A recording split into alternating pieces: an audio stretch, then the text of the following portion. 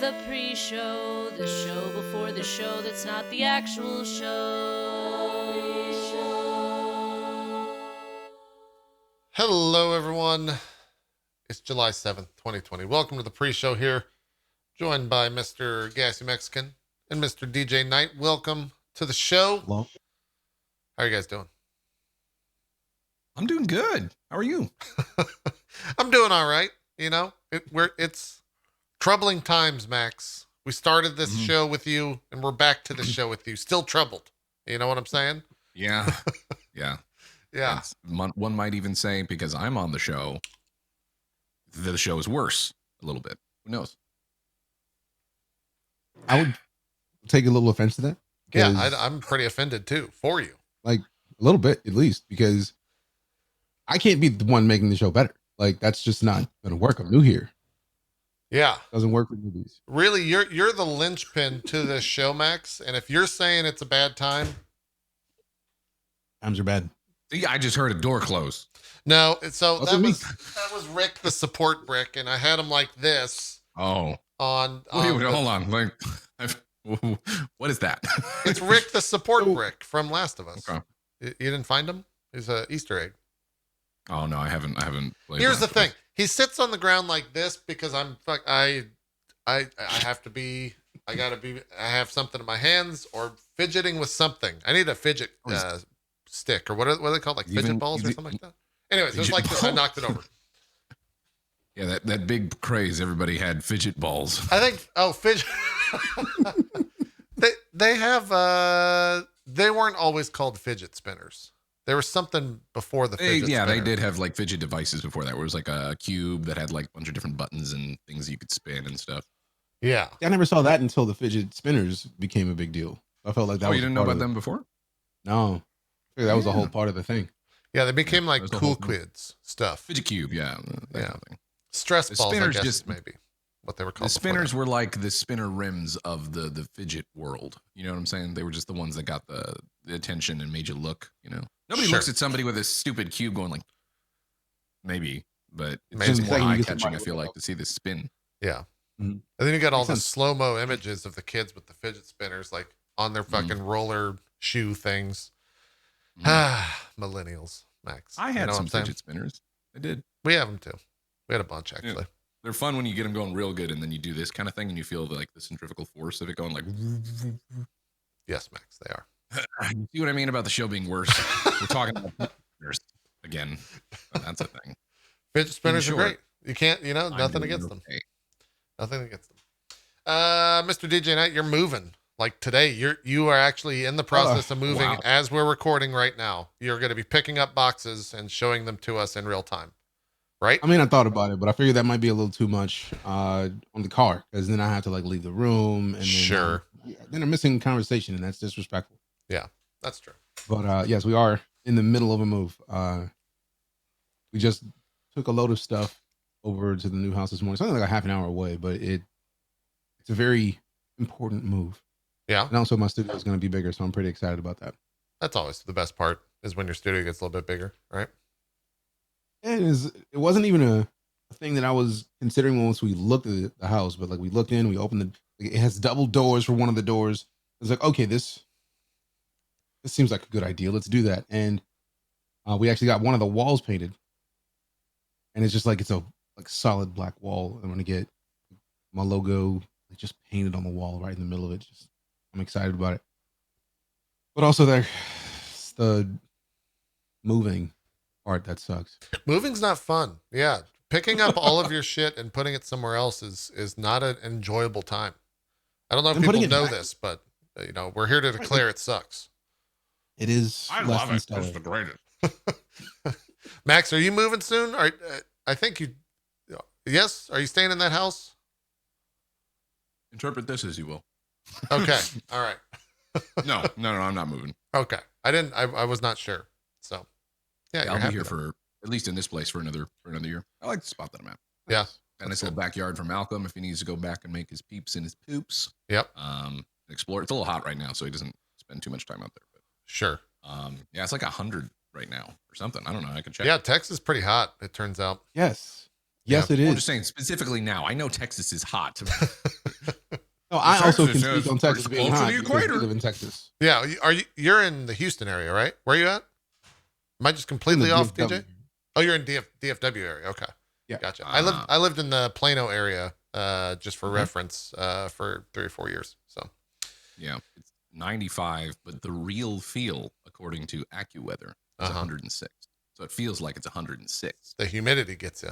Yeah, with humidity and everything. It has been humid. It was 98 here in Missouri, in St. Louis, in our neck of the woods. But I don't know what it feels like weather was, because it's humid as fuck. I don't like taking the dog out. That's my barometer on how hot something is if I enjoyed taking the dog out. Yeah. Right now I don't enjoy taking the dog out weather. But soon, hopefully, it'll be in I like taking the dog out weather. It sucks too, because it's like I want to give Malcolm a bunch of walks too, like I normally do. I've been like trying to get better at just being on that one for his benefit and for mine too. Totally. You know, as he gets older, I want him to be mobile and all that stuff, and keep the motion going. But it's so hot, and not even just the heat. It's, you know, actually walking on the asphalt and stuff. It's not good. You know, people forget. Yeah. Especially if you just stop for a moment. It's like you on like a back deck or by a pool where it's just been baking the whole time and you're just putting there, and people always forget that. So don't walk your damn dogs when it's really hot out. Wait till it's cooler, you bastards. Yeah, exactly. Yeah, we've been taking Ollie on walks, and he's getting groomed on Saturday, but we've been nervous because of how heavy his fucking coat is, that he's just going to like overheat because how hot it is. So been a little bit reluctant to do so. I guess Malcolm has a pretty heavy coat as well. Yeah. Being a husky, right? That's the breed. I had You to think had for a second. Yeah. With being a husky. Yeah. I had to think about which breed it was off the top of my head for Malcolm. Yeah. But, yeah. DJ, you got a dog? Yes, I'm a boxer. A boxer, okay. Is it too? Do you take the boxer on walks? Boxer's not really walking dogs. Yeah, actually, they are okay. Loves a long walk. She would love nothing more than to be moving at all times, other than when she's just like sitting and doing nothing, and she has to be on somebody's feet. It's very weird. Yeah, it is what it is. Yeah, she's kind of awesome. She actually just had her birthday on the 4th of July, so we celebrated. Oh, nice. We gave her own steak, which never happened. It was just like, all right, here, welcome to the new year, doggo. What kind world of sucks, what but we're giving you the joy. Yeah, what? Goodbye. Ooh, rare. They ate the whole thing. Oh, she destroyed the steak. I actually made a video of it.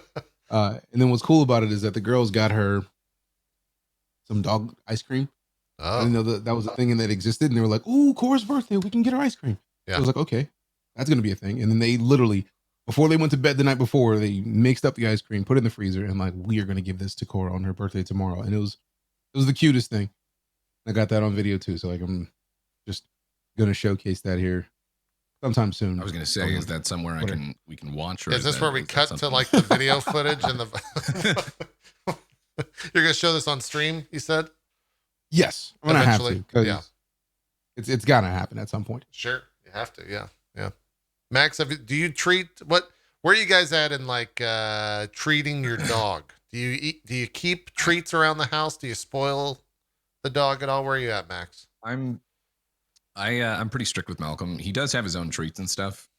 The trigger word for him to be excited is special. We use that one. You know, a lot of people say treat or biscuit or cookie or whatever, but if you want, he knows you want. You say you want, he goes like that, and then something special, and then he freaks out. But yeah, it's usually like little dental sticks. So it's good for his teeth, and he thinks it's really the key is to trick him into thinking that the stuff that he's getting, which is really, you know, going to help his teeth and stuff, is like really good. But that, and then like some like kind of rawhide bully sticks, but they're like the rawhide kind, so they have like a little bit of flavor on there and stuff. So that helps him too with his teeth and stuff. Usually it's that kind of thing. Every now and then I'll give him, like I've given him a bit of steak here and there, but it's always like in his bowl and stuff. And a lot of times it just helps him eat the rest of his food. Sure. I'm real strict about his food ever since he was a puppy, just because I want him to live a really long time. I feel like the trap that a lot of people, not trying to shame you if you give your dog a lot of stuff, but I've always been like, I've seen how that's happened before with some of the dogs that my family's had. They're very weak when it comes to having that willpower to not give, because it feels good. You want to give your, Are you talking like table scraps, or are you talking about table scraps and just kind of like anything, right?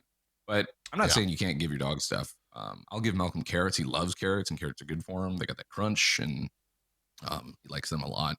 But every now and then, yeah, if it's like a special occasion or it's been a while, like I'll give him like a little bit of steak and stuff if I'm cooking up some steak. Yeah, always like in his bowl. I try to, because then he doesn't beg. He just looks at me. Yeah, I'd rather have him just kind of do this. Ollie's not really like at the begging shit, you know. Ollie's just kind of at like I'm staring at him right now. He's kind of like at the he's only a year old, so he's still kind of in the puppy stage right now, where he doesn't understand. In one way, it's kind of on us, but it's also just his breed, because he hasn't actually gotten fixed yet, so he's still very aggressive, and he's getting more and more aggressive. The owner of the dog said to wait till about 15 months because it can help with like their back legs, because apparently, I guess sheepdogs have issues with their legs as they get older. So we're waiting on that. But because of that, he's very aggressive, and he will literally get in my face to like right here and just stare at me. And if I don't pay attention to him, he will bark very loudly in my face until I actually just like put my hand on him or pay attention to him or whatever. And that's gotten like kind of worse over time.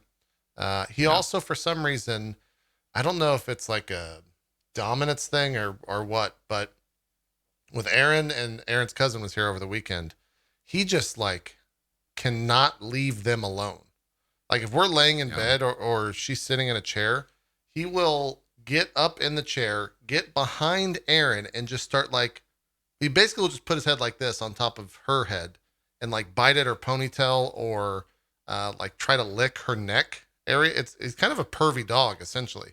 But he just like does not stop unless you like forcibly push him away. So I don't know if that's a dominance thing or what, but hopefully when he gets fixed, that starts to go away, because he's he's approaching 100 pounds and he's relentless.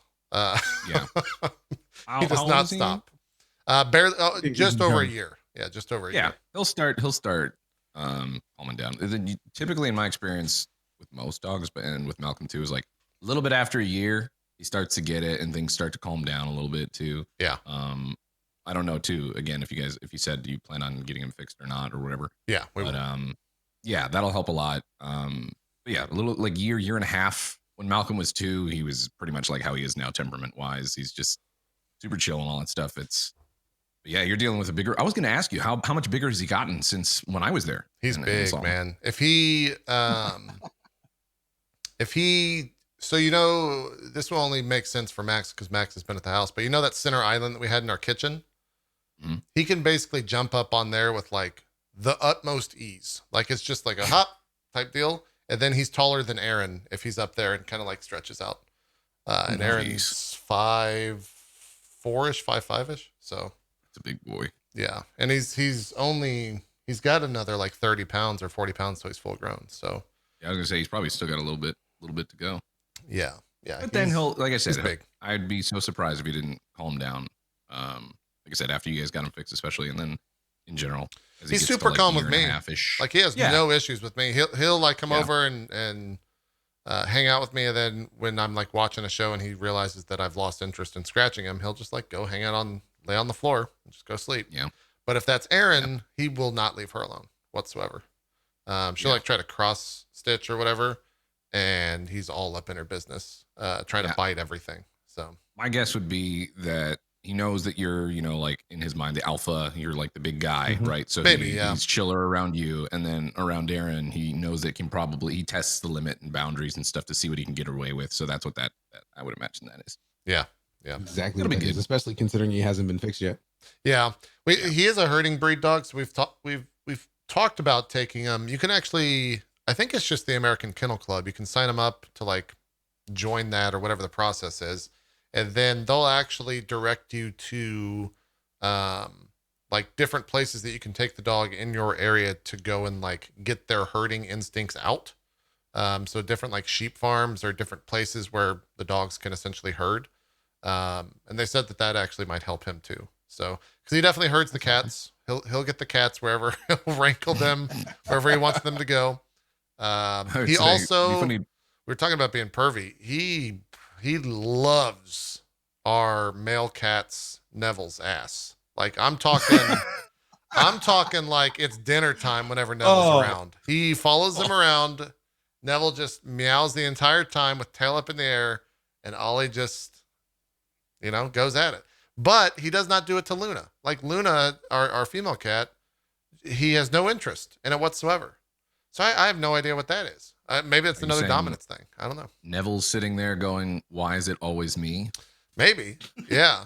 Yeah. Neville looking like he had a bunch of, so Neville's hair is very coarse, and he does not groom himself, but Luna's hair is very fine and she grooms herself. So we had to shave Neville down to a lion's cut, this past week. Lion's cut is essentially if you look at a lion, they have a mane, they have like a little tail poof, and then kind of the legs. But everything else is a pretty short buzz. So he's walking around the house now. Luna won't even get near him. I guess because she doesn't recognize him or something.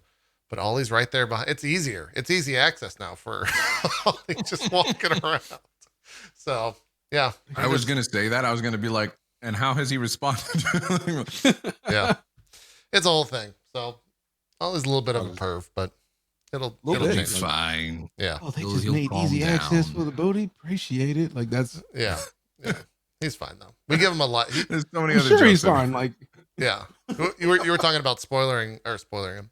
Spoiling the dogs. I think Ollie right now on the floor has 7 different bones that he chews on in front of him. Yeah. So he definitely has a lot of different treats that we give him. And it's really we've kind of given a bad habit of if we say go to work, that he knows that that's to go into Aaron's office and that's where he's going to hang out for the day. Or if we say go night, he goes into our bathroom because that's where he sleeps. But he always, we've trained him that way because of treats. And so now the Pavlov effect is in full effect, where the second you walk in there and he whips around with his head, there is so much saliva built up that it's like Splash Town, USA. When he does that quick turn to you, it just always hits something or goes on the floor. A lot of that stuff, like you said, it happens a lot of times with training dogs just in general, where you don't even realize it's going to happen. That Pavlov, just habitual kind of learning that they have. For instance, like with Malcolm, a lot of times, when I'm streaming and stuff, I'll go out and make sure I'll let him out real quick and make sure he has to use the bathroom. And he usually goes out there, does his business, takes a couple minutes, and he comes back in. And then since I'm streaming and I'm like, oh, okay, I want you to be stimulated somehow. So I'll be like, hey, do you want something special? And I'll give. So he's associated a little bit of going outside, coming back in with a treat. I get something. Yeah, I get something now. So I've had to kind of try to undo that a little bit and be like, no, just so it's not every time. Yeah. And in general too, he'll go by the kitchen and he's made it harder. There's 2 pathways. One will go straight to the kitchen, and the other one will be to go outside. And both of him kind of being attentive and he does the same thing, right? When he has to go outside and or when he wants to try to get a treat from me. So sometimes I'm like, oh, you got to go outside, cool. And then he just veers off to the kitchen. I'm like, you bastard. He's like, but what a treat though, right? Yeah, he knows what's going on. It's one of those. It's you got to find that balance, that yin and yang of just figuring out, habitual learning that happens and be like, all right, maybe I should pump the brakes a little bit on this. And yeah, for sure. So one of the things I did with Cora to get her out of just always needing a treat is praise voice. She knows her praise voice. She knows that when I hit that with a certain, who's a good girl? She knows that is her move, because in the tail wag, she's excited and I give her a head pat. Yeah. And that is her treat. She's okay with that. Even though she's a dog though. So if we eat in the kitchen, we have to kick her out, because otherwise she will literally sit there at the table looking at people, and I hate a begging dog. Oh, she with fiery whines? passion. No, she doesn't whine. She doesn't say a word because she knows better, but she looks, just will stare at you. She's a boxer, so she's got that face that is just a crying face. You almost hear the in the arms of nature, you could give me a treat and it would be great. She just has that look. And then we all know that she wants a treat. So it's no, get out of here and go lay down. And it's cool because we taught her hand signals. So I can just snap my finger, point out of the room. She knows, all right, I'm just going to go to the edge of the kitchen and lay down right here and then stare at you so that you hopefully throw me something. Since we don't do much in the way of table scraps, we'll give her fat off of steaks.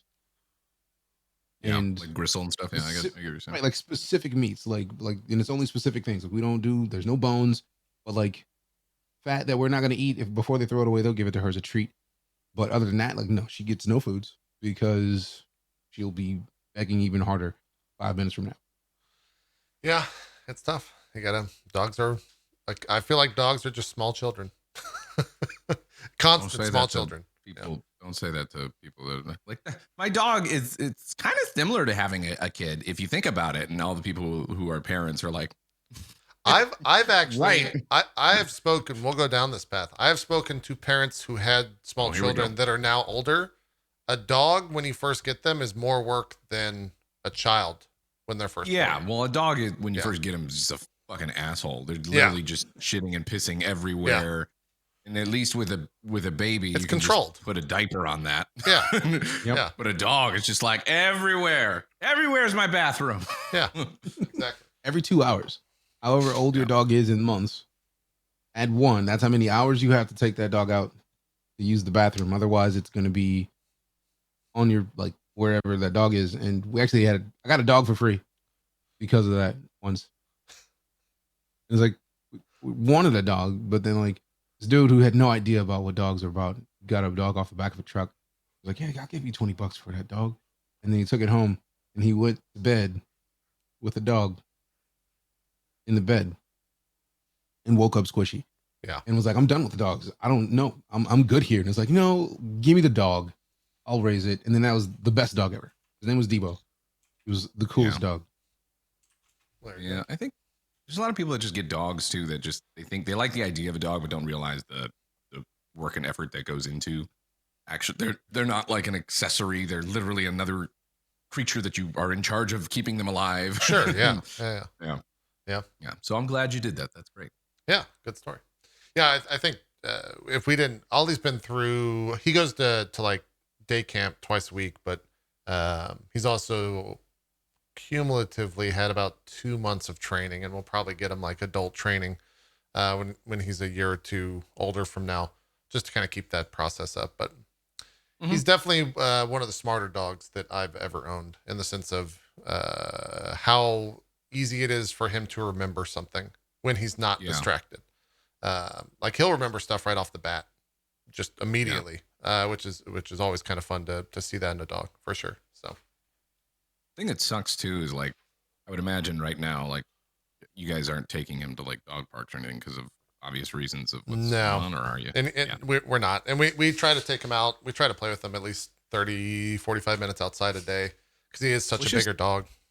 That's the thing that sucks, is like, normally I would suggest, around like 1 year, or throughout, even when you get him as a puppy, is to try to take him to dog parks where you can take him off the leash and they're all fenced in and stuff, just to kind of build up the socialization that's what day camp with other is, dogs. He goes to like all day. We drop him off at 10 a.m., pick him up at 6. Cool. And he's around. Well, he was. Nice. He got kicked out. So talk about that. Yeah, he is a herding dog, and as such, was very. He's also a giant dog, so they didn't stop herding all the little dogs. That's essentially what happened. It's a 3 strikes you're out rule. They still allow him to go to day camp, but now it's more one-on-one, and it's a little bit more like expensive from their point of view, in terms of what we pay them. It's one-on-one type care where they put him on like a treadmill and we'll sit there and walk with him, that type of situation. But yeah, essentially most of the strikes were because he was like herding dogs and forcing a bunch of smaller dogs into corners.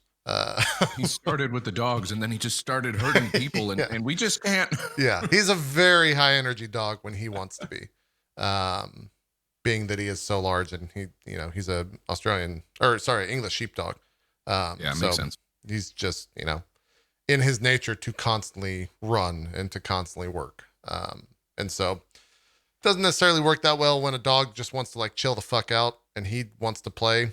He'll sit there and like, nip at the dog. And I think he just got a little bit too aggressive one day. So they gave him 3 strikes, and now he goes to day camp and has one-on-one stuff, which is fine. Like if anything, he gets more energy out that way than he did just being in kind of like the fenced in enclosure with all the other dogs. But I think he did get a lot of his like social work done, I guess is how I would say it. Acclimatization, I guess. Yeah, with the other dogs. So he's not necessarily, he doesn't see another dog and just immediately start barking. He just sees the dog. He's like, oh, cool, I see you. Well, it's nice they did that too, because like a crappier daycare camp or whatever for dogs would be like, nope, we don't want him here at all. But they're just like, no, he can still come. We just recognize he has, different needs and stuff, because it's different breeds and different dogs have different energy levels, and some that meshes with other like general population of the dogs that they have there. Yeah. That's good. So yeah, we were lucky to find that type of place for sure. So yeah, that's our update on dogs. Thanks everyone for tuning Now we're going to do a call-in segment. If you guys have a question, us being certified professionals and dog trainers will give you just some advice.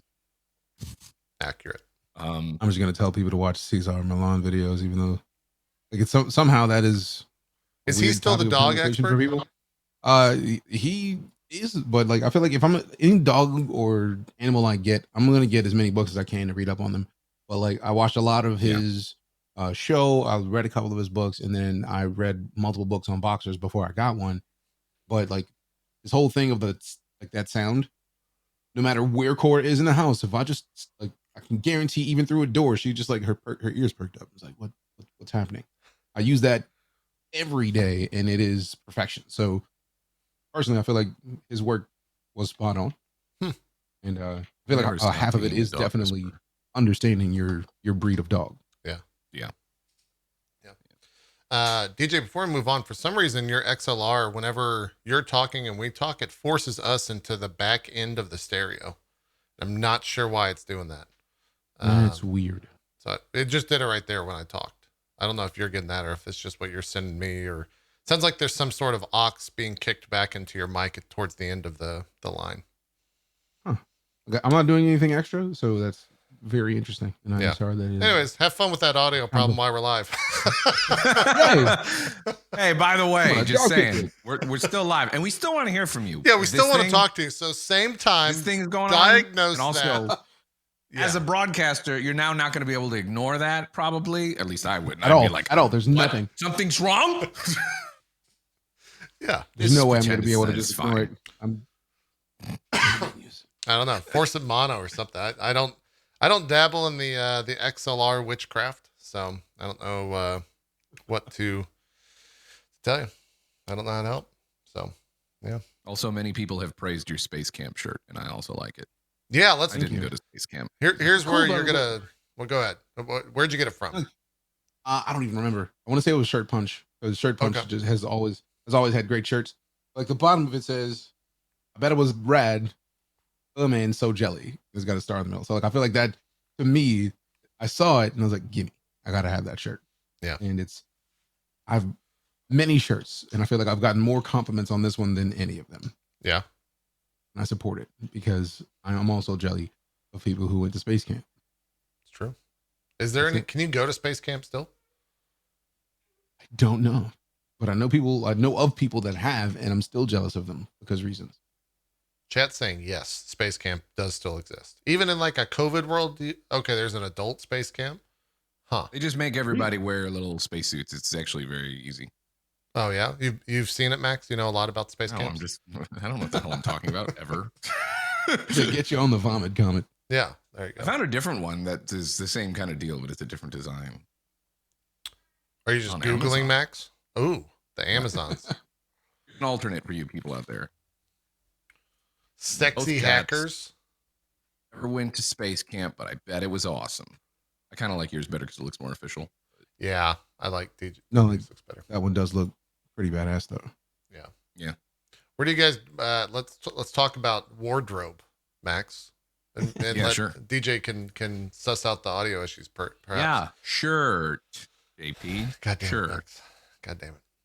Max, where do you do most of your shirt shopping? Your wardrobing? Where do you go? I'm curious because I feel like as streamers, here's my take on this: are streamers care a lot about what we wear on stream, and viewers don't give a fuck.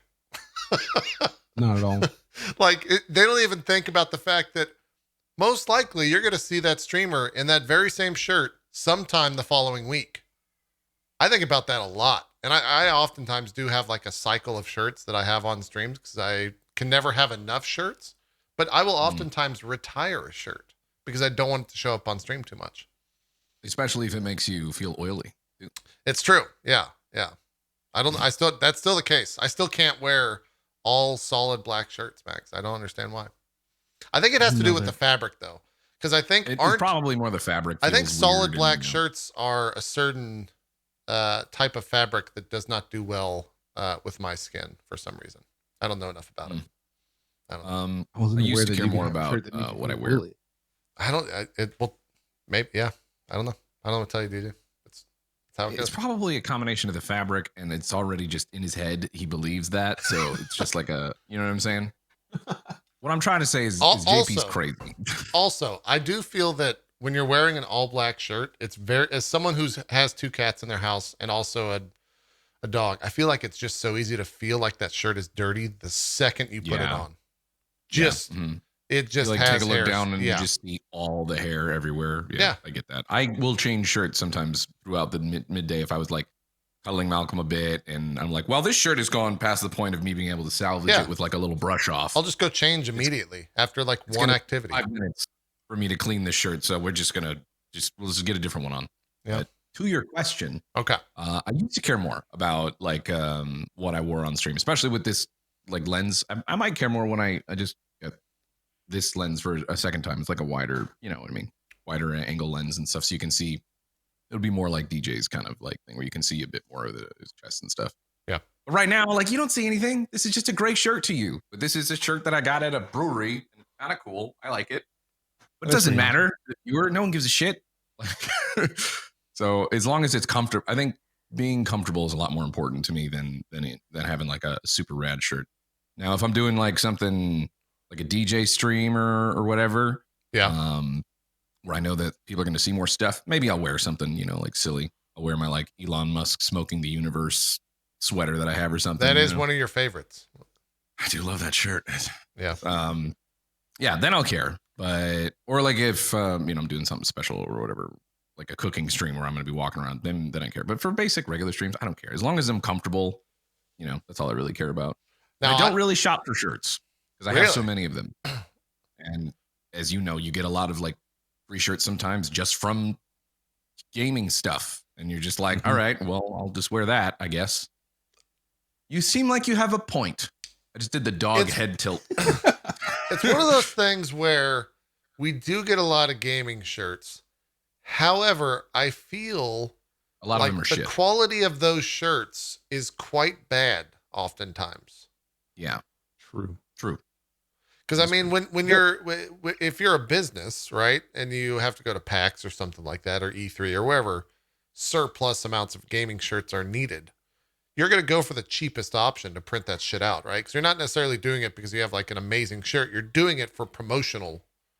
If you're stupid and you want no one to wear your shirt ever, then yes, you will go with the cheapest sandpapery fabric. And we've talked about this before too. But but it's true. General, I mean, that's what those companies do. To I throw those shirts out immediately. Yeah, or donate them, or like put them in my big bag of that. Just I don't even fuck with them. Yeah, because it's just terrible. Yeah. When I was younger, I'd be like, "Oh my god!" You like when I was younger, the design took precedence, and I was like, "Oh, that's so fucking cool! Look at this design!" And then now I realize, like, God, all those shirts were garbage. I'm like, it's just a disappointment, because this could have been a really good shirt, but they decided to print them, Yeah. You're not wrong. Actually, one of my favorite gaming shirts was from the original Borderlands. Okay. It was like an orange shirt with the Borderlands logo on it, but it was of the softest material that I'd ever seen out of promotional anything. And I wore that shirt for years. The only reason I ever got rid of it is because it started to develop like spots where the fabric was getting worn through and I couldn't. It was like very saddening because I needed it. And I don't know where to get it again. If I could order that shirt and pay for that shirt, I would do it again because that shirt was amazing. Someone in chat saying it was a giveaway at the first PAX. So maybe they're not making it anymore. I'm not sure. I guarantee that shirt isn't made anymore, but it was the most comfortable shirt. Yeah. That kind of sucks too sometimes when you get like a really nice shirt or just a piece of swag or something from like a gaming event. And that either that shirt or that whatever item gets broken or lost, and you're like, God damn it, because you can't just replace it. Like, yeah, I had a it sucks to even say I had a Layers of Fear 2 like kind of whiskey glass that I got that they were handing out at the Layers of 2 something party at whatever. No, somebody broke it, and I thought I had to. I still got to see if I have another one, but I love that glass and I use it all the time, and it's broken now, and I'm like, well, shit. Short of just hitting up my contact, from there and being like, hey, do you guys have more of those glasses that you had at the party? Which just seems weird, but I might do it because I'm me.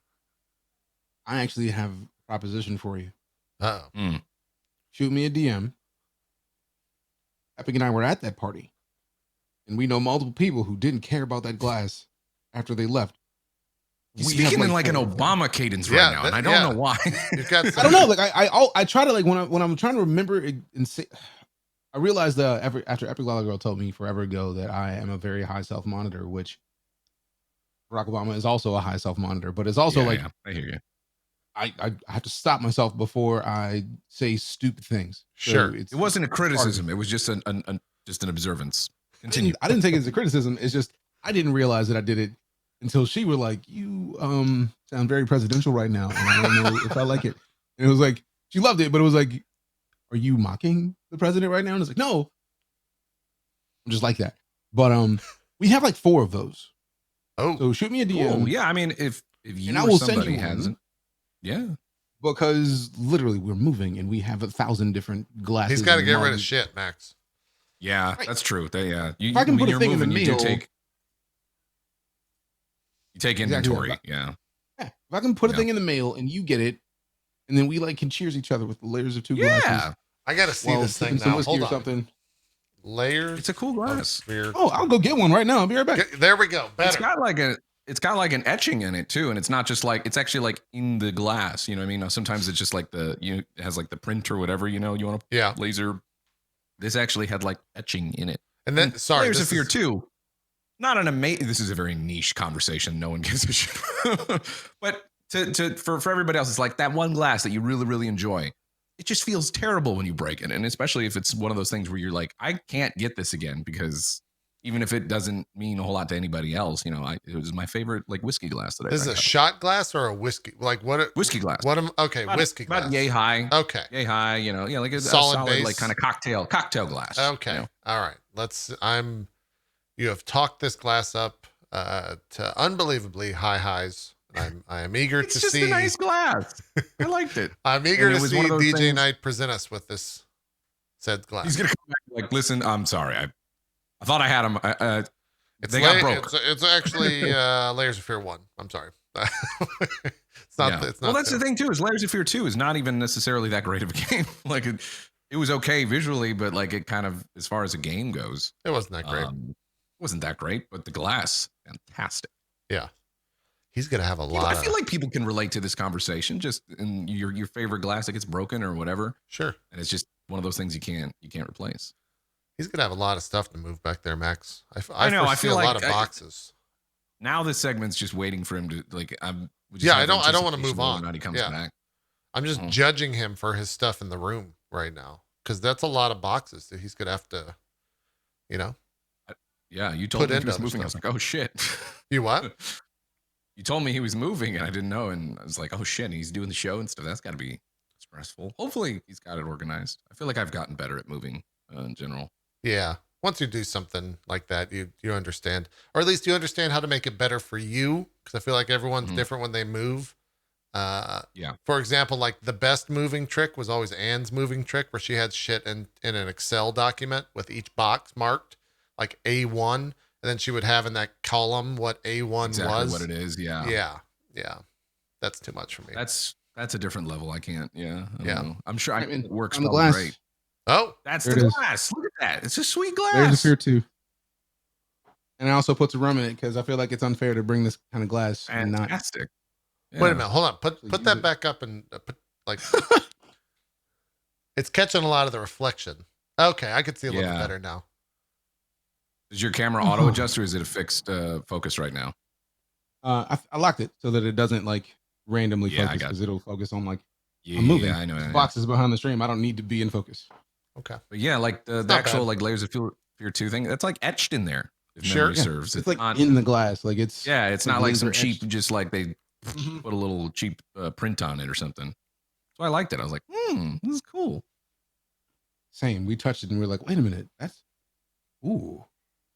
And we filmed about 10 minutes about this glass. For some reason, I forgot that I drink out of this every single day, and I'm not even an ambassador. I'm just engaged with someone that has all the Twitch stuff. So I just jacked this from her. It's like, hey, it's a great Yeti cup. I'm an ambassador, and I haven't got that yet. Really? I think DJ's an ambassador, right? I also am an ambassador, and I also have not gotten that. So I'm very jealous. Well. This guy. Let me tell you, right here, as this the most guy over here, non-well-known ambassador. It's a great cup. Does it taste diplomatic? Does it make your drinks taste diplomatic? It tastes like I'm ambassading right now. Obviously, is the proper verbiage there.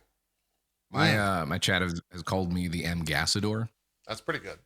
Barry's also an ambassador in our chat. He doesn't have one either. Yeah.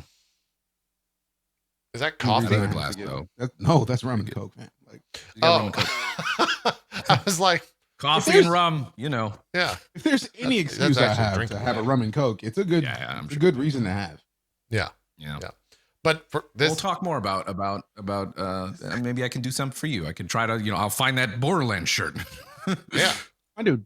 You like, we've known each other long enough that if I can send you a glass that we have extras of, here, man, take it, man. Like it's Besides, I literally have been getting all of the. Try not to swear because this is not my stream. It doesn't matter. Shit balls. I've been getting all the shit because I have all of the shirts, like all of them, because of all the gaming conventions we've gone to, and there's a lot of nice shirts that aren't the crappy like cardboard fabric. So like I keep a lot of those shirts, and then I was a Loot Crate. I subbed the Loot Crate forever and a day, and then like you get a lot of shirts with Loot Crate. You get a stupid amount of shirts every month. Here, have a shirt. So like I've got boxes and boxes of them. Like we could literally fill a closet with nothing but my gaming t-shirts. And then we started going to cons, and they started saying like, "Hey, here, have a G Fuel shaker, or have a workout protein shaker, and then have this other mug in the glass." And it's like I have all the shirts, and we have all of the random dishes that are really beverage containers. That, to be fair, most of what I did out of was drink rum and cokes, but it is a problem in our cabinets. So if I have an excuse to get rid of a thing, I'm pretty sure it's going to go over well in the house. There you go. Yeah. I gave a lot of those extra shirts that I had from, and still do sometimes from, when I was doing stuff with Loot Crate and whatever, like to my brother and my family and stuff. Cause I just didn't want to throw them away. Cause they're good shirts, but it's just like, you don't need them. No one needs this much clothing. Ever. Good. Just in preparation for the move, I had 3. I literally Marie Kondoed all of my clothes. Ooh. Put them in a pile, went through the things that I liked and I felt like keeping, and the things that, I don't really care. This does not spark joy. I just got rid of them. And that was 3 garbage bags of clothes that we donated to like Goodwill, wherever. Sure. One of the places like, look, somebody can get use out of these, because a lot of them I've only worn like once or twice, but like that's 3 40-gallon bags just full of clothes that I'm never going to wear. Like take them out, because I did that with I don't have the space. I did that with all my esports shirts, but I don't think anyone's going to wear those because they just have like shitty StarCraft 2 jokes on them that no one's going to understand. So yeah, there's probably some, I'm sure there's a lot of like random off-brand shirts that they get that people just are whatever. They don't care. They just want a shirt. That's a gem for some people though. You see, most of the population is not going to get the joke or the reference or whatever, but some person's going to be going through that Goodwill and be like, this sucks here. I don't like, hey, look at this shirt. Yeah. Like, yeah. And look, you just sparked joy for somebody else. Well done. Yep. You Marie Kondoed them. Yep. Lot of. And this is only $1. Are you guys really selling this for $1? Can I have 3 more of these? Like, yeah, somebody's going to be happy about that. There's a lot of handsome nerd shirts for people in the chat that know what that brand is. So, or what that, I guess that's a brand. I guess anything's a brand. Sure. that brand. There you go. I'll double up on it. What's your favorite shirt? Both of you. My favorite shirt? Mm-hmm. Or even just one that's like heavily in the roto, if you can't like pin it down. Because I hate when people are like, what's your favorite movie? What's your favorite song? I don't. Too many. Do you know off the top of your head, DJ? I'm having to think here. I'm torn because my favorite shirt was the Borderlands shirt. Ooh. Like it was part of the reason that my colors for everything that I could do stream-wise were starting with orange, because that orange was just, it just felt good, looked good on me. Yeah. I have like a gray. I wouldn't say it is not a shirt that fits well on me. I don't feel super comfortable in it, but it is my favorite shirt. That GGG from the devs of Path of Exile sent me. That's it says Untainted Paradise, which is a thing in the game that won't make sense. It's too much to explain. But yeah, I think that's probably my favorite shirt. Funny enough, it's not the one that I paid for, or paid $500 for, from their like MTX pack. I have those shirts as well, and this one's a little bit better. But yeah, it's probably my Path of Exile shirt that they sent me for. I think they just sent it to me just to be nice. I don't think there was a reason for it. You'd spend $500 on a shirt, or was it like a pack of different things? I didn't want to get into it, Max, but here we are. You're not gonna go. So you'll just casually be like, it wasn't the shirt that I paid $500 for. What? So they do every 9 months they will release. I think it's every 9 months. It might be every year. They'll put out like these supporter packs that you can buy in different increments. I think it's gotcha. Okay. All right. I think it's like 20, 30, 60, 120, 250, 500. I forget what the values are. And at each one they put in like more stuff, both in game, and then also you can opt out of the physical goods, or they'll ship them to you. And if you opt out, they'll give you more stuff in game from like digital goods. But one of those shirts for the 3 packs that I've gotten, each one had a shirt, and each one also had like a cloth map and like some that's cool. Some prints that came with them. I was looking around. There was some other stuff I had that them came here. with it. Kind of like like a Kickstarter tiered sort of thing. Thank God it was just for supporting the game, and it wasn't like a charity thing and made me look like an asshole. No, it was just supporting the game. Yeah, they also sent me. I think in some of those packs there was also hoodies. And as someone who likes wearing hoodies but doesn't have a chance to wear hoodies very often because of how hot it is all the time, they're very nice hoodies for sure. So, yeah, but I think that's probably my favorite shirt. I have a tie for 2 different shirts. Okay. One of them is from a Borderlands, or not a Borderlands, Overwatch event. Back, I can't remember if it was PAX or TwitchCon, but it was like, phrasing on it is something like play fair. Like I don't know how to play fair or something like that, but like it glows in the dark, and the words "play fair" with Sombra's logo, like glow in the dark. That shirt is awesome. But also there's a DeadSec shirt from Watch Dogs, right? That says "I am DeadSec." I love that shirt. I would wear it every day if I could, but then I would probably look like a bum because like it's like, dude, do you wear any other shirts? And I loved like DeadSec is like the whole concept of Watch Dogs feeds into my love of sci-fi. So like that just to me is fantastic. Yeah. And then technically there's a third shirt that I never wear on stream. Oh. But that's because have you ever heard of First Robotics? No question mark? I don't think so. First Robotics is who hasn't. Dean Kamen, the dude who invented the Segway, okay, also started a nonprofit for teaching kids the logic behind code and teaching kids code.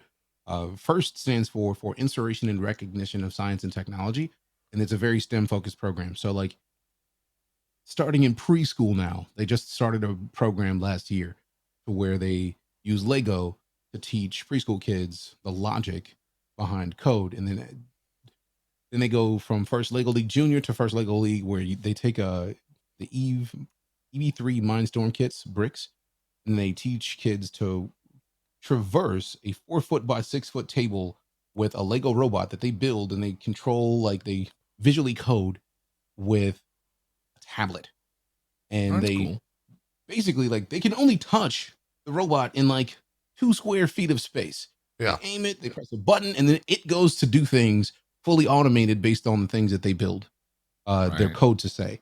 Then after that program, which is First Lego League, they have First Technical Challenge, where these students build 18-inch square robots. And then there's 2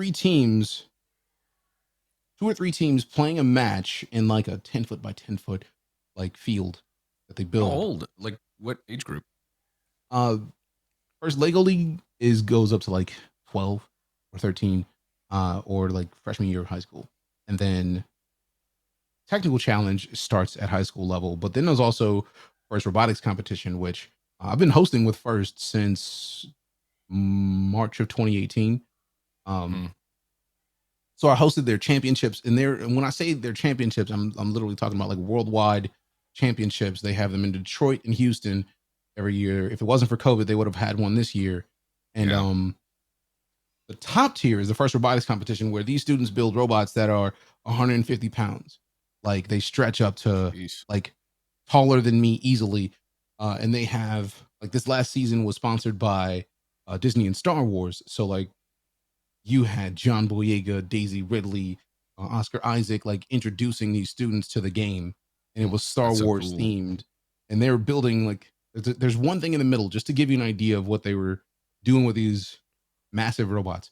There was a big scale in the middle where if you reach up with your robot and grab, and you have to pull your robot off of the ground, it lifts the other side higher. So like teams had to work together. There's 3 teams per side.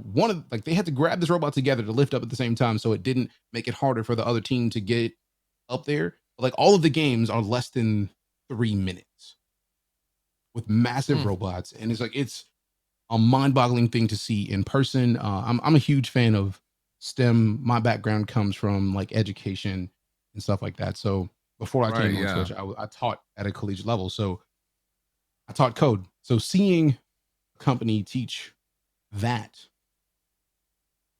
after hours for school, like this is after school, they're building robots in in machine shops. Like for me, that's just exciting.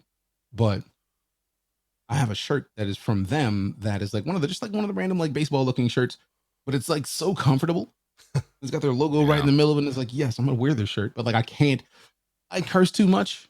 Worried about being associated. Yeah, I see what you're saying. Right, like on a first stream, I can keep from cursing all day, every day because I'm surrounded by kids and like I'm watching them do amazing things. Yeah, right. Yeah, right. But at home in front of my computer, like with a rum and coke on occasion, like the last thing I'm trying to do is curse while wearing a First shirt so somebody can clip it and they add like next thing you know, you go to one of these competitions, you're like, hey, check out this clip. Right. And then they're just like, we can get it on the Tron. Like, I'm fucking done with it. So since I can turn the filter on when I'm not at home, I'm happy to wear that not on stream. But if I'm on stream, I can't wear that shirt because of the fact that I still curse. I'm trying to get out of it. It's really difficult to do. Yeah. Stopping cursing on stream is one of the hardest things I've done since starting the broadcast. Oh yeah. Yeah. I went through that in my esports days, in the sense of I actually trained myself to not have an opinion or to not have bias in my entire persona, I guess. And that took like years to actually weed out, having put myself in that mindset for so long. So I understand the whole thing of it being a pain in the ass to like cancel all that stuff out. So it takes time. Yeah. That's all it does. It just takes a little while to get used to. So you can do it though. I'm working on it. It's just it definitely is something that takes a whole lot of time. Yeah. It's very easy for me to just like like it's just easy. But like I'm trying hard to like not just it's really, really hard to do. Sure. Yeah. Next time you get it. For me, it's just I switch into a different gear. Like I did the what's it called? GCX event, the St. Jude event they had going for the month long with a bunch of different streamers and stuff. Right. And I had like a 5.5 hour slot or whatever. And yeah, I mean, I don't think I swore. Maybe I did. I think everybody else swore that was telling me like not to. You know Don't what curse, was silly about that too is like I was like very careful not to. And then I see Broman in his slide like swearing. I'm like, what?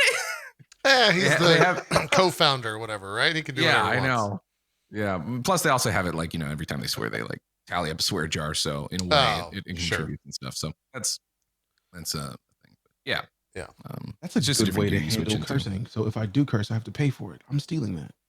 Yeah, that's a good way to stop habits that you deem bad for sure. Is to put money on the line for it. 100%. Yeah.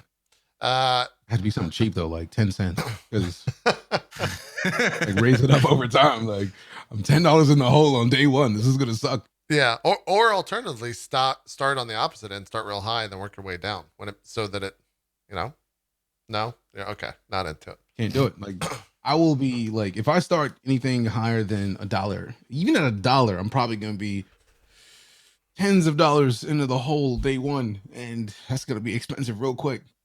Yeah, I get it. Can't do it. I get it. You can always do.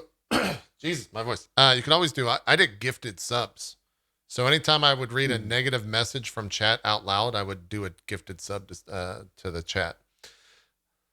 It kind of worked out. That would teach you to not say anything that chat says out loud on stream ever again. Like, it was specifically negative commentary. Like positive commentary, I could read that stuff out loud, no problem. But then I started being like, I'm going to read this out loud, but I also know that I owe a gifted sub, and then I would say it. So it kind of worked. It kind of didn't. I don't know.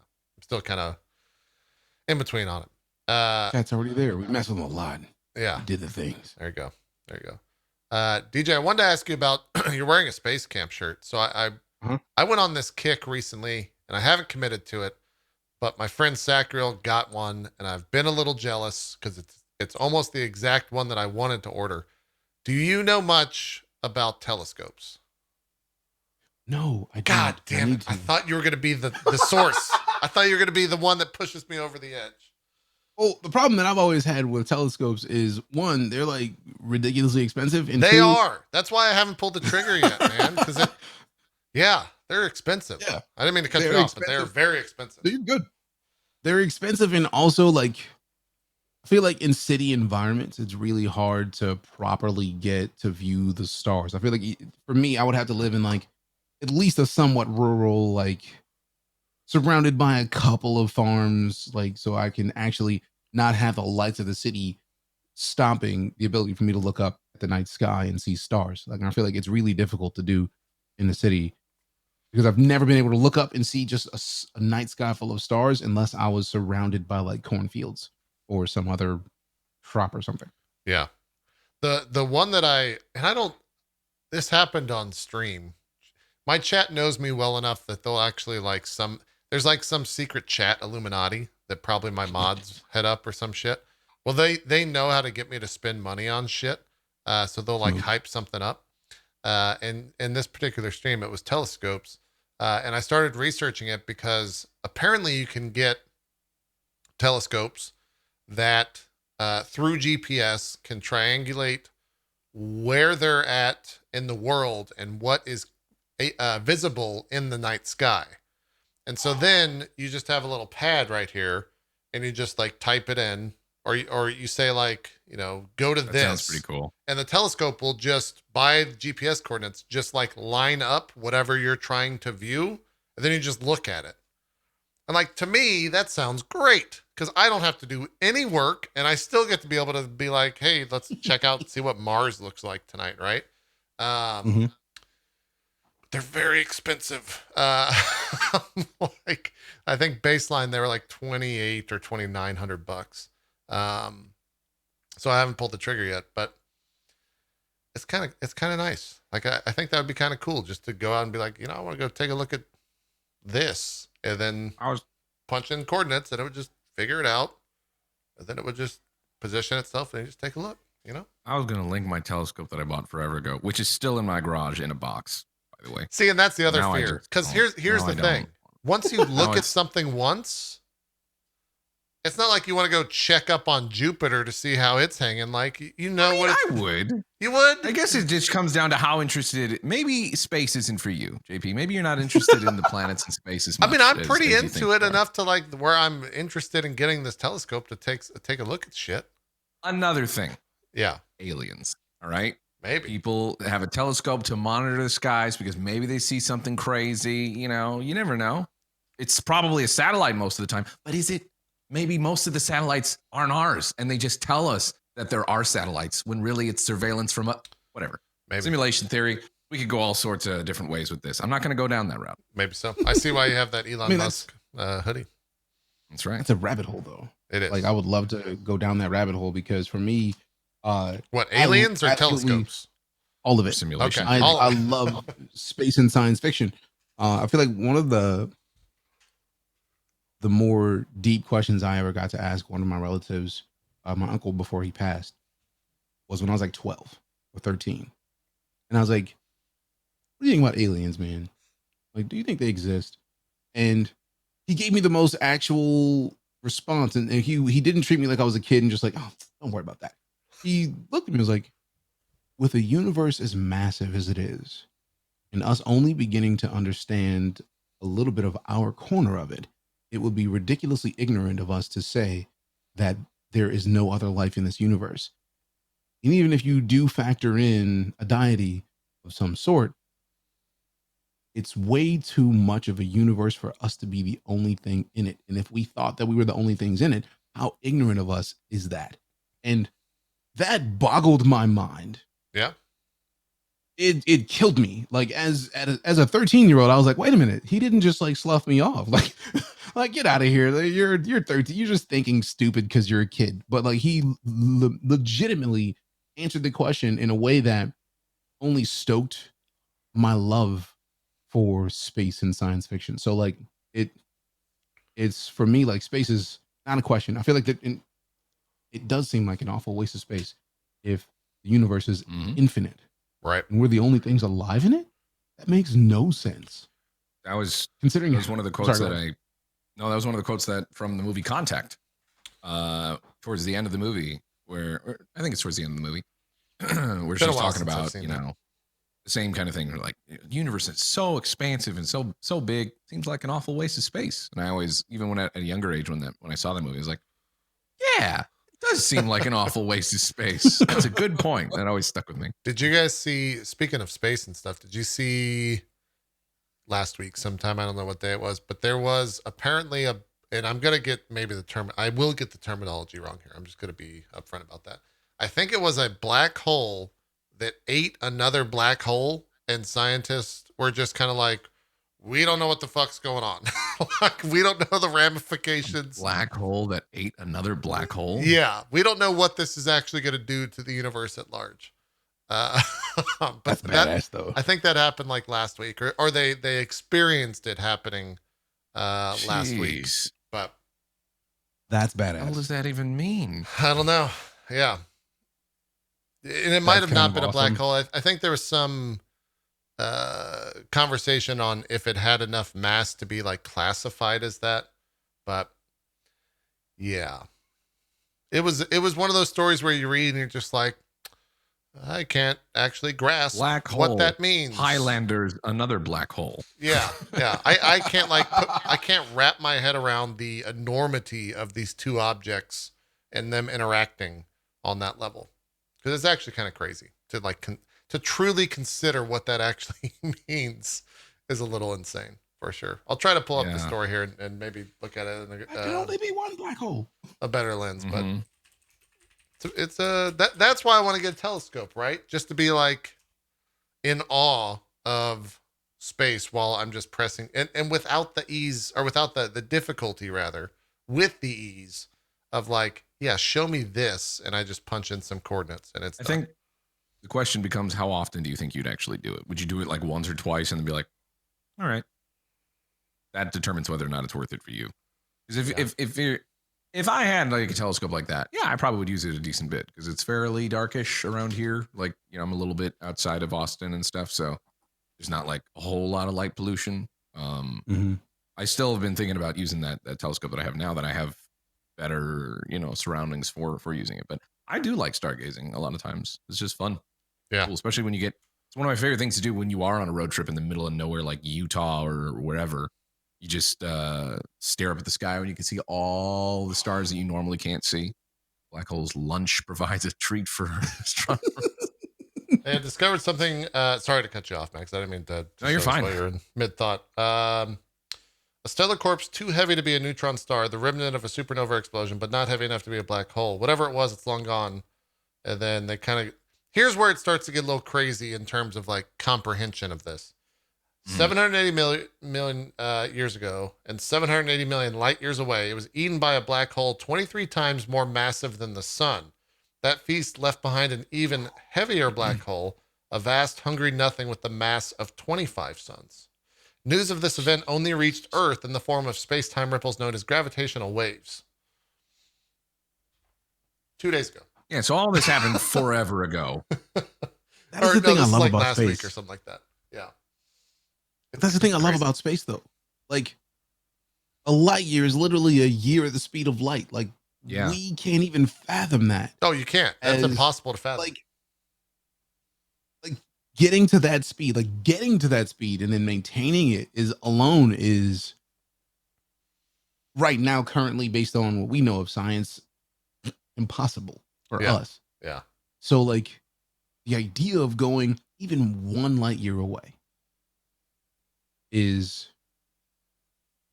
and that's thing that just like is glorious. 780 million light years away. Right. 708. Try to just think about that for a second. That's seven. That's stupid. It's ridiculously stupid. And space still goes even further than that. Way further than that. Yeah. Yeah. There's got to be something out there. There has to be. 100%. 100%. Yeah. Now, the real question is, do you think they're here? And have they been here? And how long? Now we're getting into, oh, God. Illuminati confirmed. I could be an alien. Would I tell you?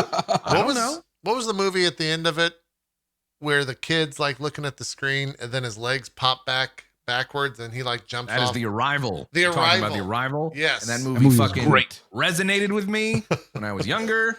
Yeah. Yep. I was suspicious of people for a very long time. Like, their knees look kind of backwards. I don't know. Yeah. I haven't seen that movie in a while. That was kind of like a horror alien movie, right? It was a little spooky. Had Charlie Sheen. That's who it was. That's who you're talking about. Yeah. I need to rewatch that. This is completely off topic in terms of space, but I recently rewatched Top Gun as recently as this last Top Gun Sunday. Now, when was the last time you guys saw Top Gun? In a bit for me.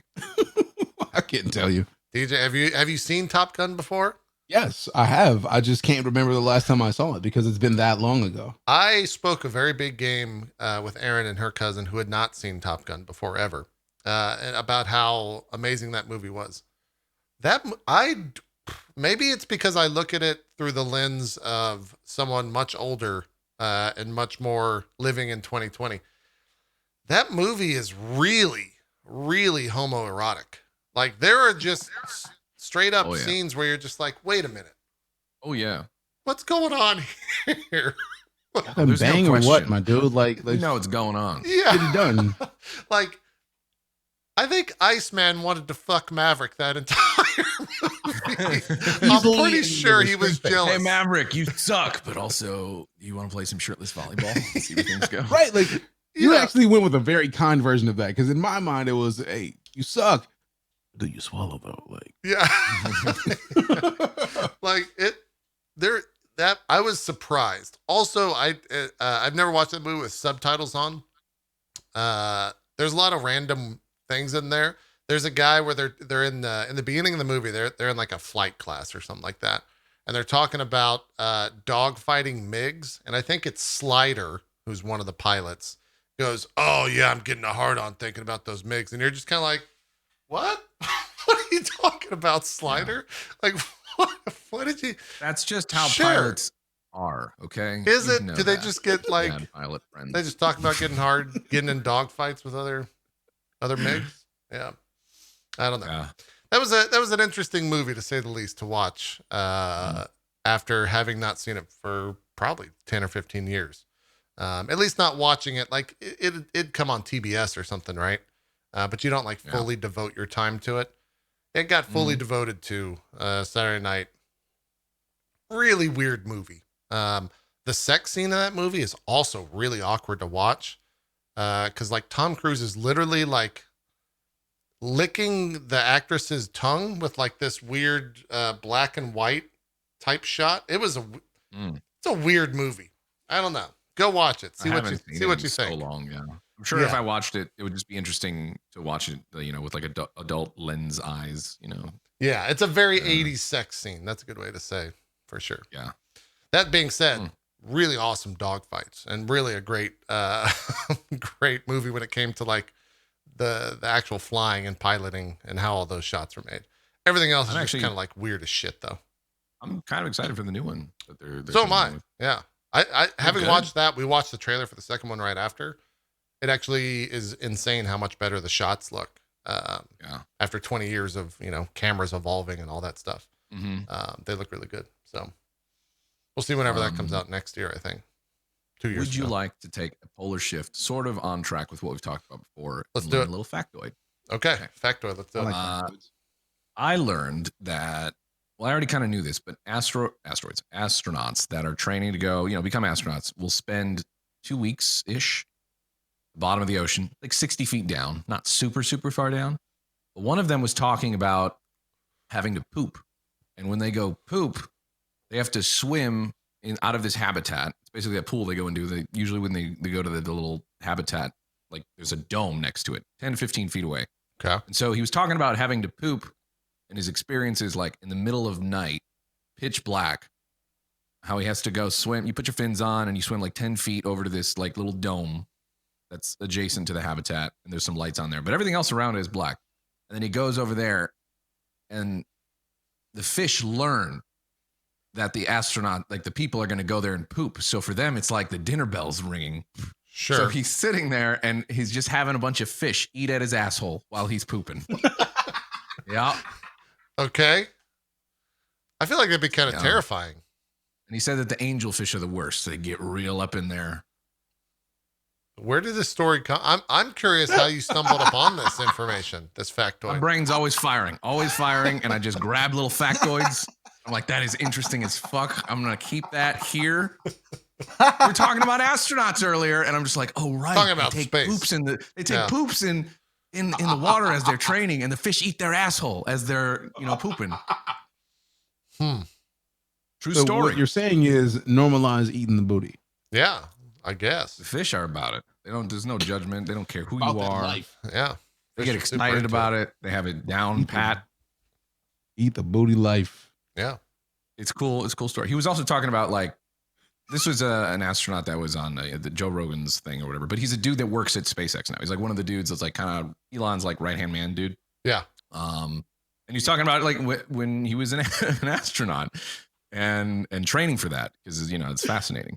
Yeah. And he was talking about, of course, since he was on Joe's podcast, Joe's like, you ever seen anything crazy down there? Like, what's the craziest thing you've seen? And he's like, same thing. He did that. He talked about the fish eating his booty. Sure. And then he talked about like he was swimming back. He was about to go swim back to the habitat, pitch black. And he just sees this giant eye in front of him that's like about the size of a saucer. And he just stops for a second and then freaks out and then just like goes real quick to the habitat. Turns out it was a Goliath grouper. Like those motherfuckers are huge. They're big, have you ever seen them? They look like this prehistoric giant fish. Yeah. But imagine that, just pitch black, nothingness, and just a giant fucking eye. You don't know it's a grouper, Sweet and like, mercy. oh, this is just a giant fish that I'm aware of. Yeah. It's just a crazy eye staring back at you. I like. What do you think is scarier? Being in space in the environment in terms of being close to death, or being at the bottom of the ocean and the creatures there? Yes. But like, which one for you is the worst? Yeah. Say the first one again. Being in space and just like being how Ocean. You think 100%. ocean's worse? Gotta be. Yeah. I guess because at least space with is so space- instant, right? Like if you fuck up, at it's least with pretty space, much. the process is terrible, but it's not going to take very long. You know, like you're simultaneously going to freeze and boil at the same time because of the unrestricted sunlight hitting you, and also just how cold in the vacuum of space, right? So that's going to happen real quick. You're just going to be dead fairly quickly. But the ocean will do that too with pressure, right? Like true. I guess it depends on how. What do you mean? Like, am I getting eaten in the ocean? Because if you're talking about drowning, fuck drowning. Just in general, just being in the element of like the deep sea. Ocean's more terrifying, I would think. I feel like both are terrifying in different ways. Yeah, they are. Yeah. And if I had to choose, I would go out with space. Well, like, the ocean's terrifying in that we don't even know what else is down there. Yeah, we haven't fully explored the depths of the ocean, so we don't know the creatures that exist in the depths of the ocean. We still don't know. And with space, we also don't know. We just know that it's expansive to the point where you could get out far enough to know that, for instance, if we were to go to the moon and just like be chilling on the moon, like have a base on the moon, have people on the moon. If shit goes down on the moon, it's going to be months before your next resupply. Right. Like, so even if you're just in the International Space Station, it's going to be at least, even if they start a flight right now, when shit goes downhill, it's going to be days before people get there. Even from Earth, going to the International Space Station, when SpaceX just did it, it took like a day. Yeah, it took a while. For them to get there and dock. So they're both different ways. They're both different levels of terrifying, because at the bottom of the ocean, you can like be in a submersible that comes up to the surface within a certain amount of time, like less than a day. But you have to go slow enough so that your body doesn't explode from the pressure, because your body's used to being in that pressure that far down in the ocean. So you have to go slow on your ascent the nitrogen to the surface. Yeah. Right. So like both of those are hugely terrifying, but at least in space, for the most part, at least the general expectation is that there's nothing up there other than the possible freezing and boiling at the same time. That's fine and dandy, but we don't even know the size of the largest creatures at the bottom of the ocean, because we haven't been able to get down there to see. I read this was actually, I remember reading the story, so I went and checked it up so I didn't get the stats wrong. On June 21st of this year, the BBC reported that now 1/5 of the Earth's ocean floor is mapped, and that's it. That's not much at all. 20% of the ocean's floor has been mapped. And we've been doing that for probably, I don't know, 20, 30 years at least, right? Like maybe it's not a high priority, but still, like that's kind of crazy to think about. Yeah. That's just if you want to just give somebody like a basic understanding of like why it's so scary and how we could probably find some crazy stuff that's down there. Certainly we haven't found everything that's down there. Yeah, just 1/5 of it. Like yeah. They imagine said, searching in a sandbox and you for like some stuff that's there. You've only searched 1/5 of it. There's probably some other shit you don't know of. So I didn't actually read the rest of this article. Apparently the Nippon Foundation GEBCO Seabed 2030 project was launched in 2017. Only 6% of the global ocean bottom had been surveyed to what might be called modern standards. That number now stands at 19%, up from 15% in just the last year. So they're actually like trying to get that going, I guess. But I guess it's called the 2030 project, is to have it fully mapped by 2030. But even if we have it fully mapped, how much of the life do we know? Like that's the thing that gets me about the ocean floor. Like, yes, I agree. Ocean would probably be the more terrifying because of the unknowns that we can put finger on. Like we generally have a gauge of how many species exist in different continents throughout the world. There's no, if we're at 19% of the ocean floor explored, that means that there's 81% that we haven't even looked at. Right. So we don't even have the chance to know if there are new species of fish, or what if there's a shark that is the size of the Empire State Building that eats other sharks. Like, Yeah. the fact that that could exist and we don't know it yet is mind-boggling to me, and it's exciting at the same time because, like, how badass would it be? Like, yo, I'm the one who found the shark that eats other sharks and only other sharks. Like, that's got to be awesome to be the person to come up with and find that. Like, that's got to be sweet. Like, the idea of it is exciting to me. So it's terrifying, but also super awesome. It's pretty terrifying for sure. Because that's where we find the portal. Yeah, it's where we find Kaiju the portal. come through. Exactly. And then we go Pacific Rim. Well, that's the issue, right? Is that the amount of pressure at that depth? I think part of the issue is that we haven't been able to go that far is because we don't have the metals or the materials to be able to withstand that amount of pressure, right? Which is crazy because there are living things at those super crazy depths, right? So that, like, they have evolved past that, and we have not been able to create something on that level yet, which is nuts. There's a lot of you can go and Google a lot of the different animals that we have found at like those crazy depths. They just look alien, like it just looks bizarre, completely translucent. With I think the anglerfish is a pretty well known one. But there's a handful of those that just look like nightmare status. So. And then you also have like the fish that was in Finding Nemo with like the little light in front of its face. That's the like, anglerfish, yeah. That's the anglerfish, that fish is wild. Like, that's not even like super way down there. Like, that's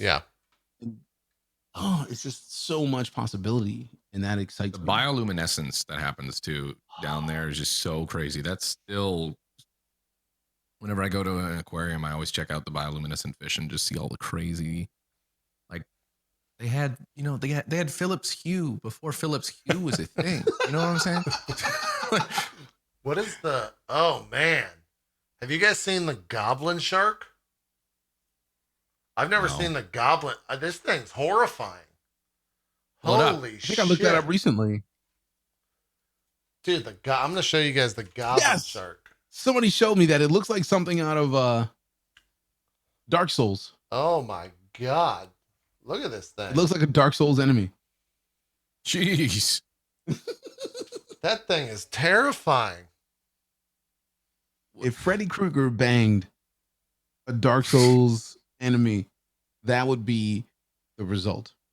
He's got a little bit of the Beetlejuice kind of nose, skin stretched over, kind of look to it a little bit when they're trying to look scary to spook the residents out of their house. Man, Jeez. Someone's saying there's video of this thing feeding, and now I have to see how it eats. What? Let's see. I need that as well. I didn't know I needed it until just now. That's actually why I want an aquarium. Like, I do not keep one of these there, please. No, I will never consider the concept of it. Mostly because sharks are expensive, man. Like big sharks, you got to have hundreds of thousands of gallons. Screw that. I'm talking about a 32-gallon tank. Oh, here we go. Give me. That's got to be. Goblin shark feeds on its prey. Oh, dang. As you watch, you can see this goblin shark eating a goldfish. Like it's absolutely nothing. Who is that? That's him. That's what he's saying.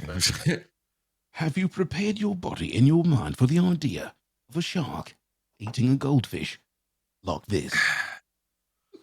Yeah. It's so fucked up too, because like, God damn, look at that thing. It's the fact that it has like its jaw just extends out like a goddamn chest burster or something from like Predator. You know what I'm saying? Where it's just like. Somebody in my chat just said this goblin shark was used as inspiration for the Alien. So that makes sense. You mentioned chest burster. That fits perfectly. Did use that? Someone said that? They confirmed that? Somebody said that. Slevin Razor. I'm true. Maybe they're just I'm saying a firm it too. believer of trust but verify. Like, I don't know the specifics, but that's eels. I'm reading it right now. Eels. Who knows? It's scary. It's just freaky. Yeah. Which reminds me of that kind of stuff. Someone also said to look at the bedazzled squid. Let's see. Well, that just paints a completely different picture. That's not scary at all. Oh shit, this thing's crazy. Look at this. We're like completely ripping off these videos. Look at this thing. Okay, that's badass. Wow. Is there footage of it?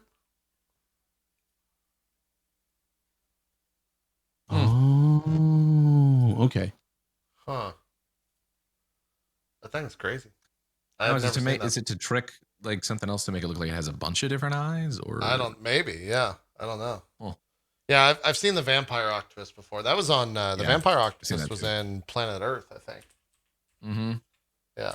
Posting the details in the chats. Somebody linked to me. Slug Razor posted the deets of the Goblin Shark inspired alien monster, which now, I still haven't seen that movie, so that's good enough for me. I've seen the video of that. Wait, which one is Alien Covenant? That's the most recent one, I think. Most recent because one, I haven't seen it yet, but like I didn't even know they made another one after. I didn't know that either. The one that Numi Rapace. Yeah, they had. God damn it! Now I'm blanking on the actor's name. The guy that was the synth.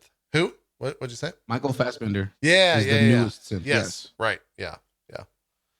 And yeah, that released in 2017. I still haven't seen it yet, but I'm like just knowing that I already had that on my list because I didn't find out about that movie until like 2 weeks ago. Someone was like, they made a follow up to the other Alien movie, and I was like, wait, what? Gimme! And I already needed to watch it. Need to watch it even more now. Yeah, I didn't know that. Did not know that. Yeah, that type of stuff is just crazy. I feel like that's one of those things where I could like. I've only seen the Planet Earth documentary. I'm trying to think. There was another one too that they recently came out. I think it was like 7 continents or some shit like that. They've had multiple in that series, but all of those are just mind-boggling to watch with all the different crazy shit that is on this earth that you just never get to see because you're on Twitter and you're reading about, the latest and greatest in the political world, right? Yeah. Sometimes I learn about sea stuff on Twitter, so exactly. Touche to you. Exactly. I like to learn about other things I see on Twitter too because reasons. Yep. So, I looked up how many miles are there in a light year, just to see because we talked about how far that was and how 780 million of them is just wild. Yeah. In 1 light year, there are 5.879 E plus 12 miles in a light year. And the idea that we have to go back to E equals MC squared to solve for E so that we could put it in to a calculation to figure out, like, it's easier to give a calculation. It's easier to give a math problem to respond to how many miles are there in a light year than it is to say the amount of miles. And that 5.88 trillion miles. Yeah. It's a lot of miles, man. Stupid. That's a lot. 5.88 trillion miles. And there's 750 of those. 750 million, excuse me. That's how big it is. That is a number that do we properly have a number for that? I feel like we do. It's just technically speaking, there's numbers for everything because numbers don't end. You see. Yeah. Yeah. I needed this exact. As someone who is an educator, I would imagine you knew that.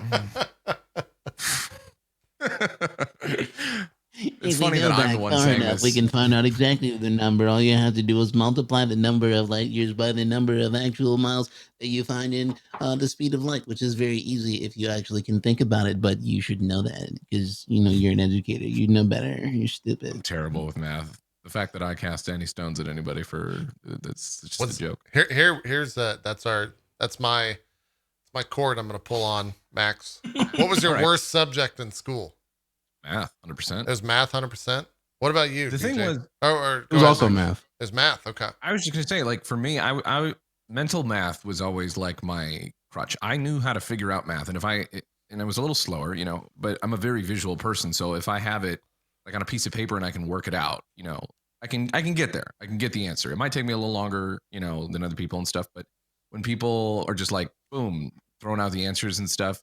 Even I know a lot of it too is people learned a lot of like flashcards and stuff. I didn't do that as much. And also, I don't know, just when people are able to like spit out and work out problems in their head real easy, I had issues with that. So, and also they did like in my school, they would have us go. I think I've spoke on this before on this show or a different show. They'd have us go up to the front and like race each other to like, oh yeah, made it who can figure out the problem first. And it was always just such a source of like anxiety for me. Oh, so yeah. it made me further like hate math even more. I'm like, I'm not going to perform and just like look like an idiot. So every time they put me up there, I was just like, I'm not going to do it. They're going to win. Why are we doing this? Like, is it just to make me feel stupid? Because I'm not going to play that game. You know, I'm not going to do that song and dance. Yeah. And then eventually they just stopped having me go up there, which is great. But yeah, that's always kind of how it was. Is one fear of people judging me for being slower at it, just because I didn't learn that exact same way that they did. I had to work it out on a piece of paper, and yeah, I was just slower than everybody else. Still knew it, could still figure stuff out if I worked at it, but it just wasn't as fast as everybody else. So it was just kind of a source of self-consciousness and anxiety. Sure. Yeah. Bad at math. Me. Same. Also, you, me, same. I was horrible at math, but loved biology. Like, yeah, me too. I excelled in biology. Like, give me biology every day. Let me cut up a frog. I don't care. Give it to me. I'm trying to figure out how all of this works, and I loved it. I feel like there's one teacher who just ruined it for me. Like, they said one stupid thing, and I'm just like, fuck.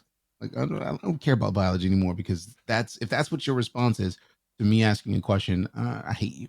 Like, I just gave up on biology, but it was my favorite subject in school. Like, I wanted to be a doctor. But then I learned about computers and how to build them, and it was like, all right, biology's cool. You just have the computers do the math for you. Right. It's like, let me build the computer because reasons. Like, let's do this. Yeah. I'm trying to think what my worst subject was. I went to I guess I have to preface this with, I went to a private school my entire academic thing. So actually religion was my hardest course that I had to take in school. And it was because I grew up Lutheran, but I went to a Catholic school. So at a Catholic school, they made the kids, because it was Catholic, learn like how to do the rosary and how to do the like properly write out the Hail Mary and like memorize all that shit. But because I was Lutheran, it was problematic from a religious point of view at the time in my life, because I didn't give a fuck about that religion. Right? And so my parents were like, we don't agree with this as well, so we're going to talk. So they wouldn't like talk to the teacher, and the teacher just said like, just do your best and you'll be okay. And so like, that's what I did. And I remember I passed with like an A, but I don't remember how to say the Hail Mary. I didn't like write that stuff down because it wasn't part of like my practicing religion. So at the time. So yeah, that was a weird subject just for a lot of other not reasons academically. But yeah, I guess like academic wise, I think history was probably the one, because I just didn't care. I didn't have the like brain to, or I didn't have the, not brain, I just didn't give a shit about history at that point. I didn't understand why history was important. I think maybe that fell on some of the teachers that I had, because they didn't make it apparent as to why history is important to understand, maybe. Then I just didn't care. But in college, I loved history. Like history was great. Did that change at all? Yeah, I thought it was super fascinating to learn about that stuff when I was older. Still do. Yeah, so I think some of that just kind of falls on the teachers in a lot of cases. Yes. You have to make it interesting for so many. Like, ultimately, what I'm getting to is it's really hard to be a good teacher. When so many other things are there to be an obstacle in your way to actually teach. It's got to be a really the children hard job too, because you got to babysit people and have you have to have the personality for it and put in the work to have the patience with the kids too when they are getting uppity and they're getting frustrated. And a lot of times too, kids act out because they're not getting the material and they're getting frustrated, so they just act out. You know, so there's a lot of like that's an impossible shit job that teachers got to deal with. Yeah, it's crazy. So I have crazy respect for teachers.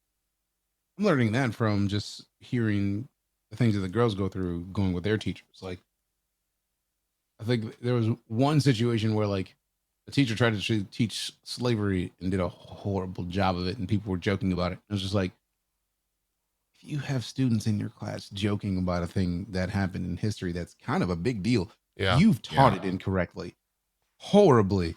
So like it's super important for a teacher to care enough about the source material to properly put weight to what they're teaching. And it's a problem because I hated history because it was like, here, figure out these dates and be able to memorize these dates briefly and then recite those dates on a test and then forget about those dates because nobody ever cared about those dates in the first place. We just want to make sure you can pass the test. Right. Like, that was just dumb. That goes back to just the way that traditional teaching is, right? It's not so much retain the information. It's memorize it for your test, pass your test, then throw away that information because that's how your brain works. Like you just. We get to midterms, you get to get like 2 of those questions that you just had to spend 50 questions answering. And then we're done here. You don't have to remember any of that. And that's. You're going to remember those fish eating that astronaut's booty hole. And that is something that happens because it's interesting in the way I told you. Yeah. No one remembers. What's funny that when you mentioned that, the first thing I thought was of Janae Aiko in the song with Omarion and Chris Brown, where she just said, "You got to eat the booty like groceries." And I laughed so hard because I have that command. I have the command !groceries in my chat where somebody in my stream can type it. And then my bot pushes the audio to my ear. So I like, while you were talking about that story, somebody typed in !groceries. So I'm sitting here listening to you talk about an astronaut get his booty hole eaten by fish, talking about how angelfish just get their way right on in there. And then here, you got to eat the booty like groceries. And it's just like, what are you talking about? Like, how am I supposed to keep a straight face in this conversation? I'm hearing about an astronaut getting his booty hole eaten by fish with music to where you got to eat the booty like groceries. It was a problem. It was fantastic. And so I'm never going to forget that moment. Like, it's not going to happen. It's impossible. Yeah. It's been seared into my brain into one of those little. I'm here to educate about the important things in life. You know what I mean? Max is here to announce he's going to become become a a teacher. teacher. Groceries. Yeah, he's going to become a full-time teacher. Oh man, if I had a class, that would be an interesting class.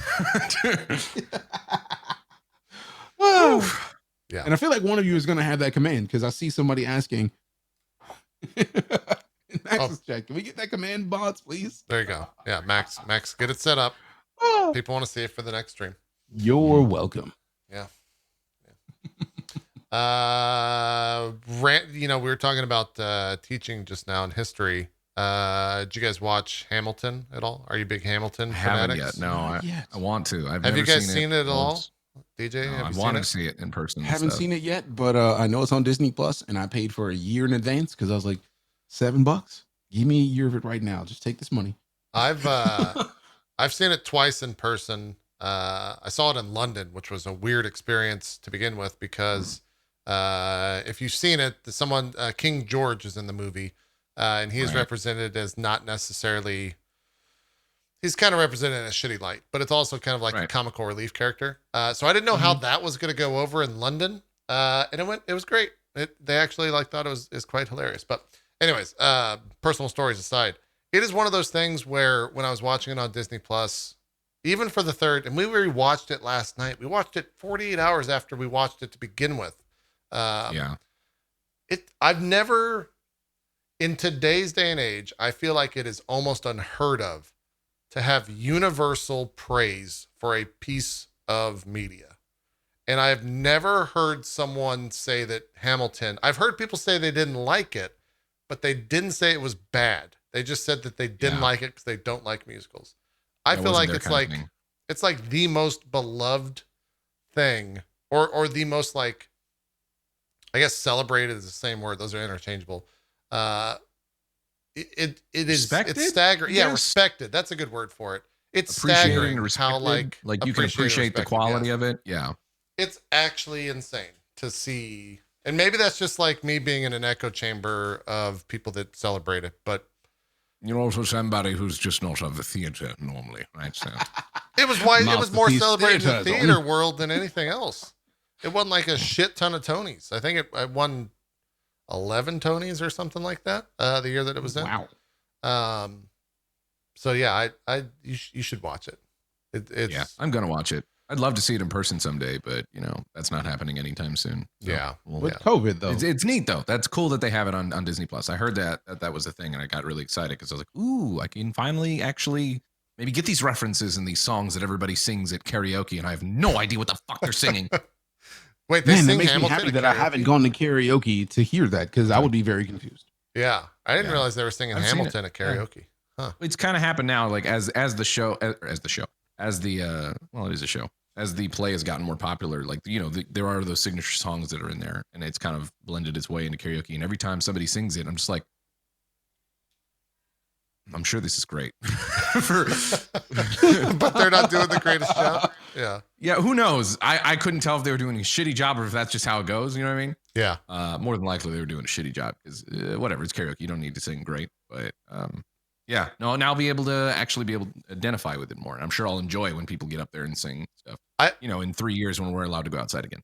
Here's a question I have for you guys that it means I'll circle back to Hamilton at the end of it. When you watch a movie, do you have a hard time?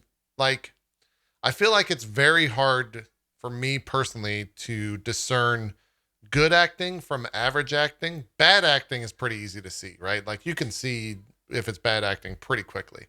But I feel like when someone says like, God, they acted the shit out of that scene, I'm like, yeah, I guess so. Right. Like I have a hard time discerning that. Can you guys pick up on that very quickly? If it's like taking your emotional bias out of a scene and being like, that was from a academic viewpoint, very well acted. Can you do that? I definitely cannot. I don't think. I think it matters on context too, and what the source material is, like, or what like the medium is, right? So for like theater, we're talking about a movie, specifically movies and TV. Okay, I actually have an example of that. Go for it. What happened to Monday on Netflix? Okay, fuck, Jesus, Uh, my brain. I'm only mentioning it. I was like, it was Aaron's birthday. What do you mean? What happened to Monday? Because Monday used to be a day, and now, exactly. But like, to give a quick synopsis, in the future in the U.S., they have implemented the one child per family rule that they have overseas. Right. Numi Rapace, who was in the girl with the dragon tattoo, that series that she acted out as the main character. The movies came out like a decade ago. Rooney Mara? Right. She was also in Prometheus. Okay. Are you talking about Rooney Mara? Or are you talking about the one that was in the non-American version? Or English version, I guess. The Swedish version. Make sure I'm looking at the right actress. Yeah, Numi Rapace. Okay. Gotcha. Who was in Prometheus, who was in like Prometheus is the movie that I could recognize her in outside of the girl with the dragon tattoo. Sure. But I use Numi Rapace. Yes, she was in the Swedish one, but like she's great. She was in What Happened to Monday. In this one child per family future, a family had 7 kids. And they each got a name of the week. And in this movie, Monday disappeared. That's it. That's all I'm saying, because I don't want to spoil anything. I hate spoiling movies. I hate getting a spoiler for a movie, but I feel like that is the thing you learn in the trailer. But like, her acting chops in this movie were so great that I felt like I got a sense of like each of the days of the week as a person. And she fantastically handled that role of playing different days of the week with different personalities and then you can see it. And it's Gotcha. like, for me, that is the thing. If you can be in one movie in multiple roles and it doesn't seem like, obviously that's faked, like that to me is a great way of handling it. She killed it in that movie. And yes, I've watched like one episode of Orphan Black. Orphan Black is what came to my mind. Yeah. Orphan Black is fantastic for that type of acting. I need to, like, we probably have to go back and watch that again as a family, because if it's not TVMA, but she killed it in that movie. And there's multiple roles of people that I can think of that have taken a role of like, you believe them in that moment. And to me, that's the key of acting, is like, if you in that moment are like, I can look past the fact that yes, somebody had a camera on you. It's like, wow, I actually feel that. I am a cold-hearted human being. So like, if I get a little teary-eyed in the scene, it's like, wow, that was okay. They were good at what they're doing because it takes a lot of work. And yes, like Joker, like. So it's when it evokes an emotional reaction from you. Right. If somebody can get an emotional reaction out of me, they've done it. Okay. Because I'm not easily swayed when it comes to movies because I've been watching movies forever. I'm like, same as the both of you, but like movies are movies. Like, is it good? Cool. But if I see a movie and it's just like, ooh, which is why I can feel something outside of like, this is awesome. Eddie Murphy is the greatest actor ever because he was multiple people in The Nutty Professor.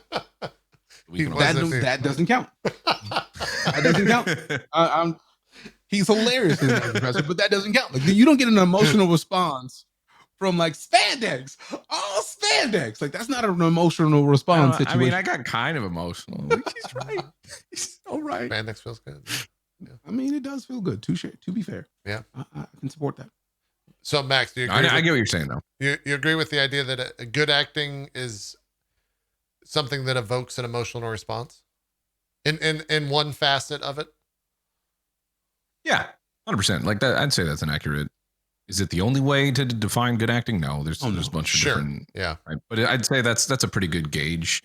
You know, it evokes some emotional response, some sort of response from you. Because if you get nothing from it, then you're not connected to what you're watching. You're not, you know what I mean? Yeah. And that might be like your connection with the source material, not necessarily the exactly actor. Too. There might be some other reasons for it too. But if I think a good example that I use a lot for even just video games are people are like, God, I hate that character so much. And this is even kind of topical based on The Last of Us 2, unfortunately. Yeah. But yeah, they're like, I hate that character so much. God, I just want to like, that's a great character.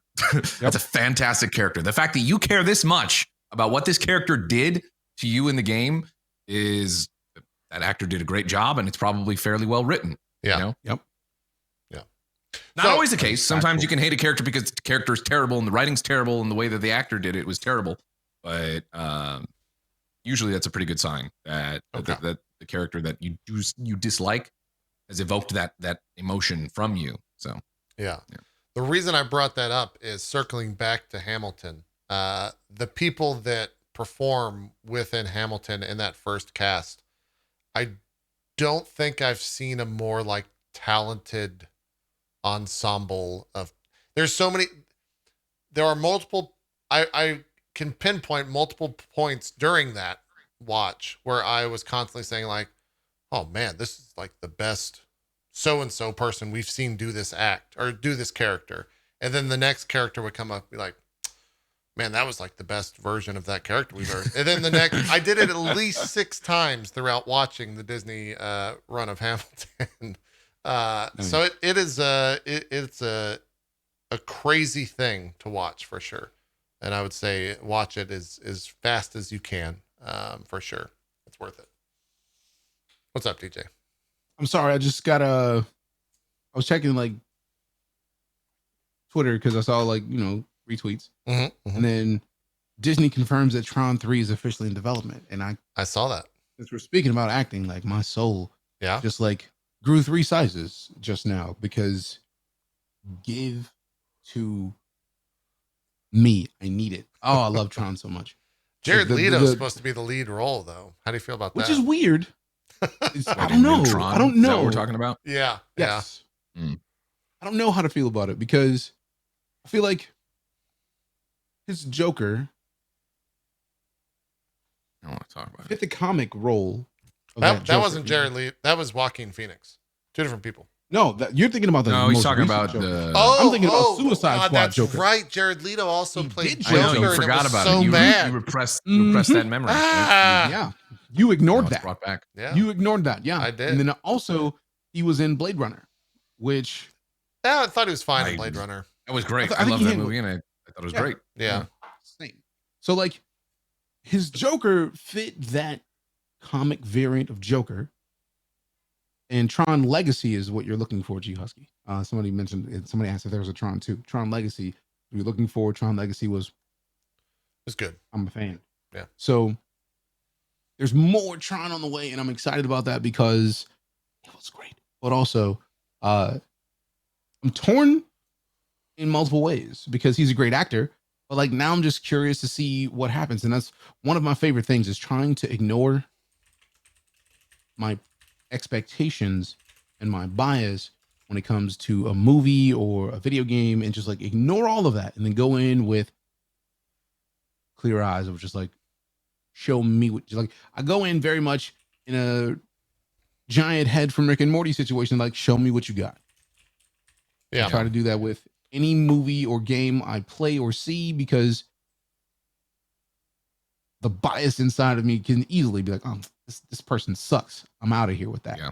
But I'd say Jared Leto has the ability to act well. You know, like I think the Joker thing was more than just him potentially doing a bad job. I think it was just the circumstances of bad writing, bad directing, a lot of stuff going on there that was happening, and it was just like, all right, well, I'm getting paid to do this job, so I have to do the job. And unfortunately, actors are in that scenario a lot of times too, and people just get mad at the actors and be like, wow, what a terrible job they did, but don't think about because maybe they don't understand all of the cogs in the wheels, you know, and stuff that turn for a movie to even be made. So I'm you know, I'm right there with you. I'll keep an open mind for new Tron. New Tron sounds cool, but if it's bad, oh boy, we're just gonna destroy it. I just want Daft Punk back. That's all I care about. Yeah, that's what people are saying too. Do you think they'll come back? Has there been any word on that? I don't know. I hope so. They did such a good job with the second one. I feel like it would be demanded by the fans. Everybody. Yeah. That whole soundtrack you could just put on loop in most situations. Also, Daft Punk can be elusive too. They can be like, nah, we were cool with what we did before. We don't want to do it. We're Daft Punk. We don't need this. You know what I mean? They don't. It could just be fine. Like, we don't care. Like, oh, we got money. We good. Yeah. Let the weekend do it. Yeah, there you go. Let the weekend do it. The weekend do it. Yeah. Well, we're coming up on 2 hours. Anything you guys want to bring up? I've been leading the conversation in whichever way I want. Anything you guys want to talk about for 5 minutes? 10 minutes? What you got, Max? You're looking. You're thinking about a thing. No, I was literally just. I was thinking about the fish again. I mean, that's the goblin fish. No, the goblin angel fish. Yeah, angel fish eating the booty hole. The To be fair, that's a valid point. Yeah. Mm-hmm. My thinking about fish is just my aquarium. Yeah. I can't. I don't think so. I'm sure there's never some seen other it, stuff I could and talk about. I'm very concerned. I keep talking over you. God. Go for it. Go for it. Keep talking. I'm gonna shut up. I'll mute my mic. No, it's just the internet and the timing and all that stuff. There's always that delay. I think the only thing I'll say is update on the if you don't know, I got an inflatable hot tub. It's been great. How's that been going? Yeah, you had you been drinking when you were texting me about that morning? What was going on there? Because I had a barrage of texts and or were you just excited about the hot tub? I was just excited. Okay, I was just excited. All right, that was a lot of text. Also messages. Offended. Well, you were just like through the moon, and I was like, I mean, yeah, it's a hot tub. It was a lot, you know. I might have been drinking. Let me look back at this thing. This was. If you'd have to wonder, you were drinking a little bit. It's cool. Roll back. I'm gonna look back to when I see a lot of blue. I'm trying to find.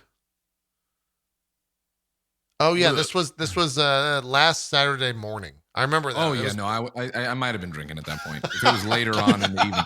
Well, no, and it's kind of your fault because you were doing whiskey sweet, right? And you were talking about margaritas and stuff. I'm like, I want to go get margaritas. You actually were indirectly responsible for me passing out on stream a little bit because later that night I did my Star Trek Saturdays.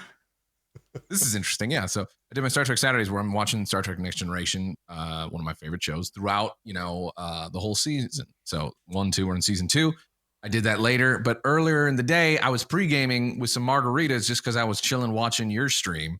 And then I went in the hot tub. So I was drinking. Oh, that's not a good recipe. And then I thought it was a good idea to stream and somehow thought I wasn't going to just pass out of sheer just exhaustion. The time that I learned that drinking and hot tubs are a bad mix was in the worst possible place that you could learn that. And that was at high altitude when we went to that cabin in Denver, because we got into that, the hot tub while I was drinking in like some top in I can't remember the fucking like suburb or whatever that we were in Denver. Max, you gotta help me out here, unless it just doesn't matter. We were really high up in a mountain. Yeah, we were in Breckenridge. Breckenridge, that's where we were. Mm-hmm. Yeah. Yeah, I had never gotten that drunk that fast before. It was a very interesting moment. Be a dangerous combination for sure. It was scary. I was hydrate shook when you do that. Yeah, I was shook. Yeah, at how. Well, the issue is too is like elevation. Well, no, it was elevation and then being in the hot tub where where it's super hot, and so that you're like sweating when you're in the hot tub, and people don't realize that too. Like you're losing getting water, and when you're replacing that with alcohol, it's a vicious cycle for sure. Mm-hmm. Fair, yeah, and also to be fair, as someone who is curious in the scientific sense, can I get the DM of this inflatable hot tub? Because for sure, absolutely, and I would very much like to look at inflatable hot tub that we could put on our back patio, and also like put our grill probably like 10 feet away, so like get out of the hot tub, go to the grill, flip meat. Do what you got to do. That's right. Yeah. Well, for me, that seems like the reason, a fantastic thing. Yeah. Yeah. For me, it was like I love hot tubs, right? But I'm also renting here, and I don't want the like big. It's expensive and it's a big thing to like hook it up, gas and all that stuff.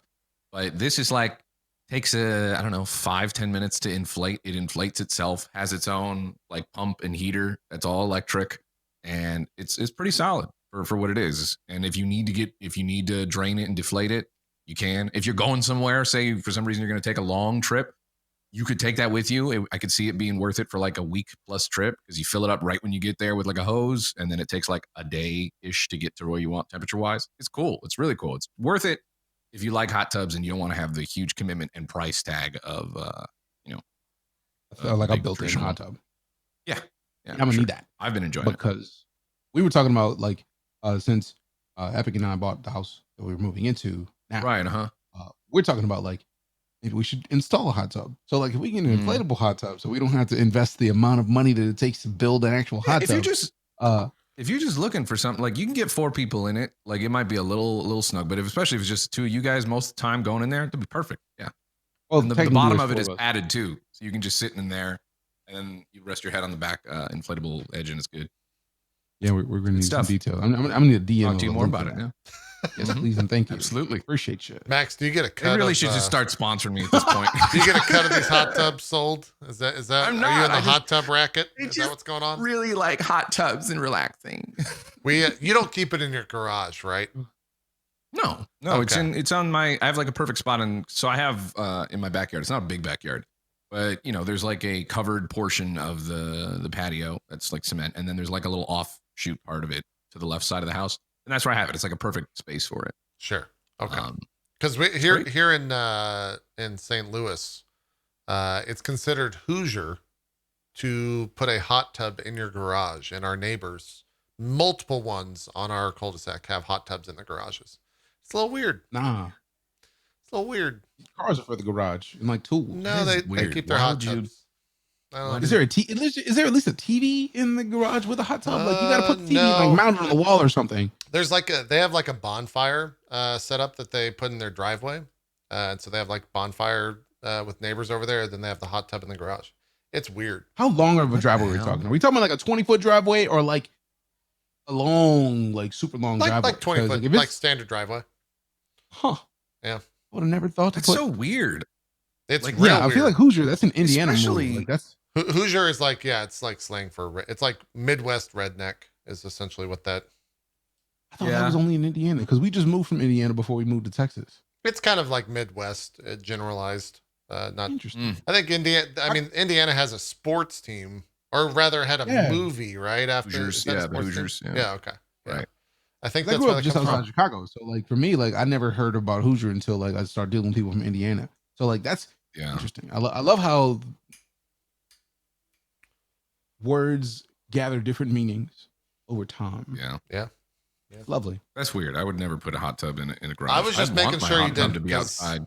If so, you'd be my Hoosier friend Max. That's what you would be. No, I could put it in. I mean, here's the thing: it's a portable hot tub. I could put wherever I want. If you want, Don't do It's it. true. want to You come could put it wherever you over? want. You want to Hoosier it up? You know what I'm saying? We could do it. Don't do it. That's a bad time. Get a cooler, put it like get one of the floating coolers, put it in the middle of the hot tub, and then like everybody sit on the outside. You got drinks in the middle. I feel like that's.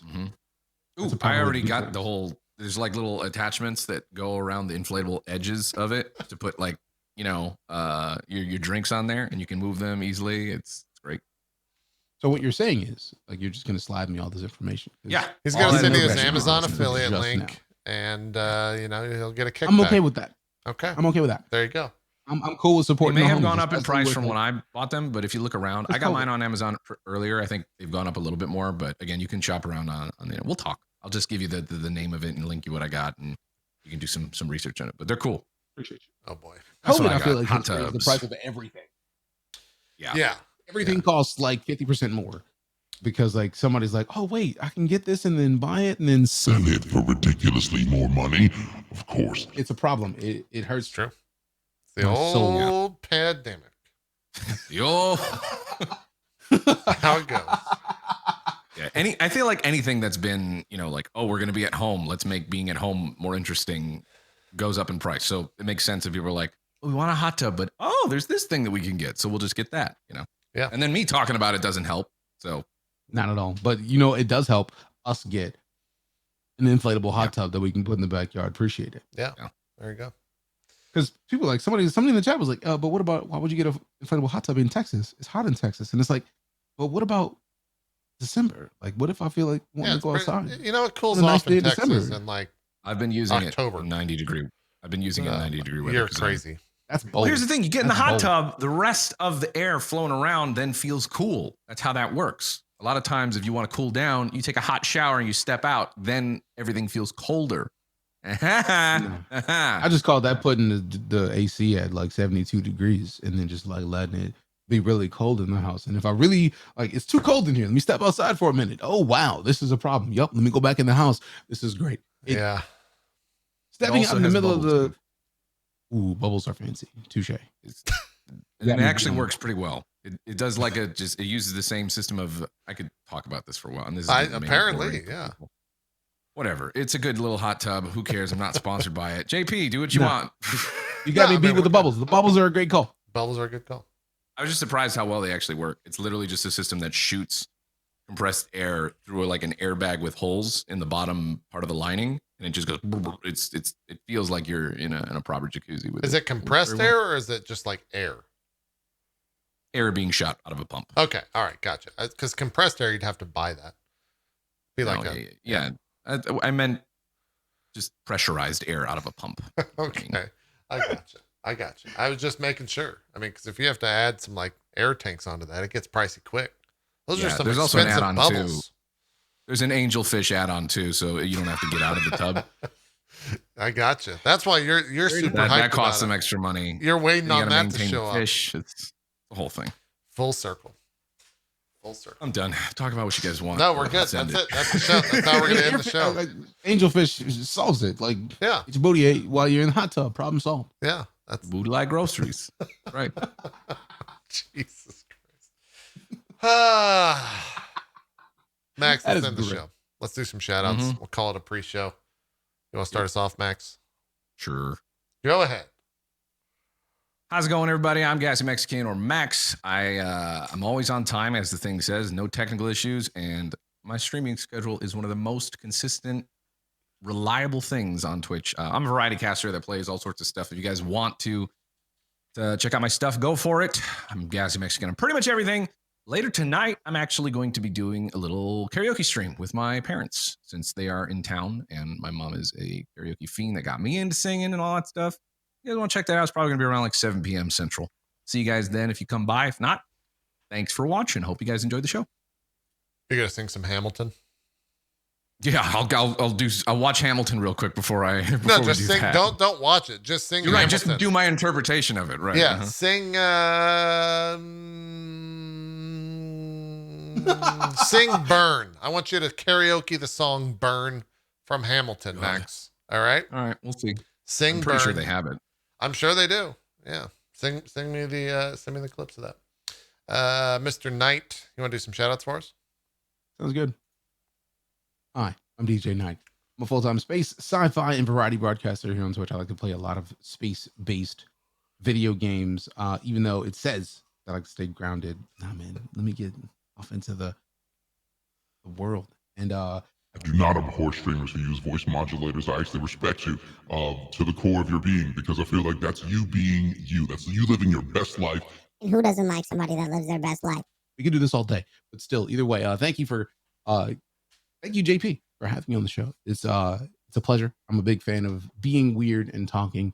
And it was awesome to talk about things that aren't games for a little bit, because most of the time we talk games. I would normally be live generally 10 a.m. Central or noon Central, but this week we're moving. So randomly you might see me on, but otherwise we're packing boxes and moving them to the new house and then waiting for Gassy to send us the details of that lovely, fantastical, inflatable hot tub, because I need it. I didn't know I needed it in my life until he mentioned it.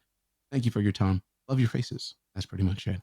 If you enjoy the idea of space and also hot tubs and also ribs, you could hit the follow button. You could, but you could also follow JP and Gassy, because they're amazing human beings.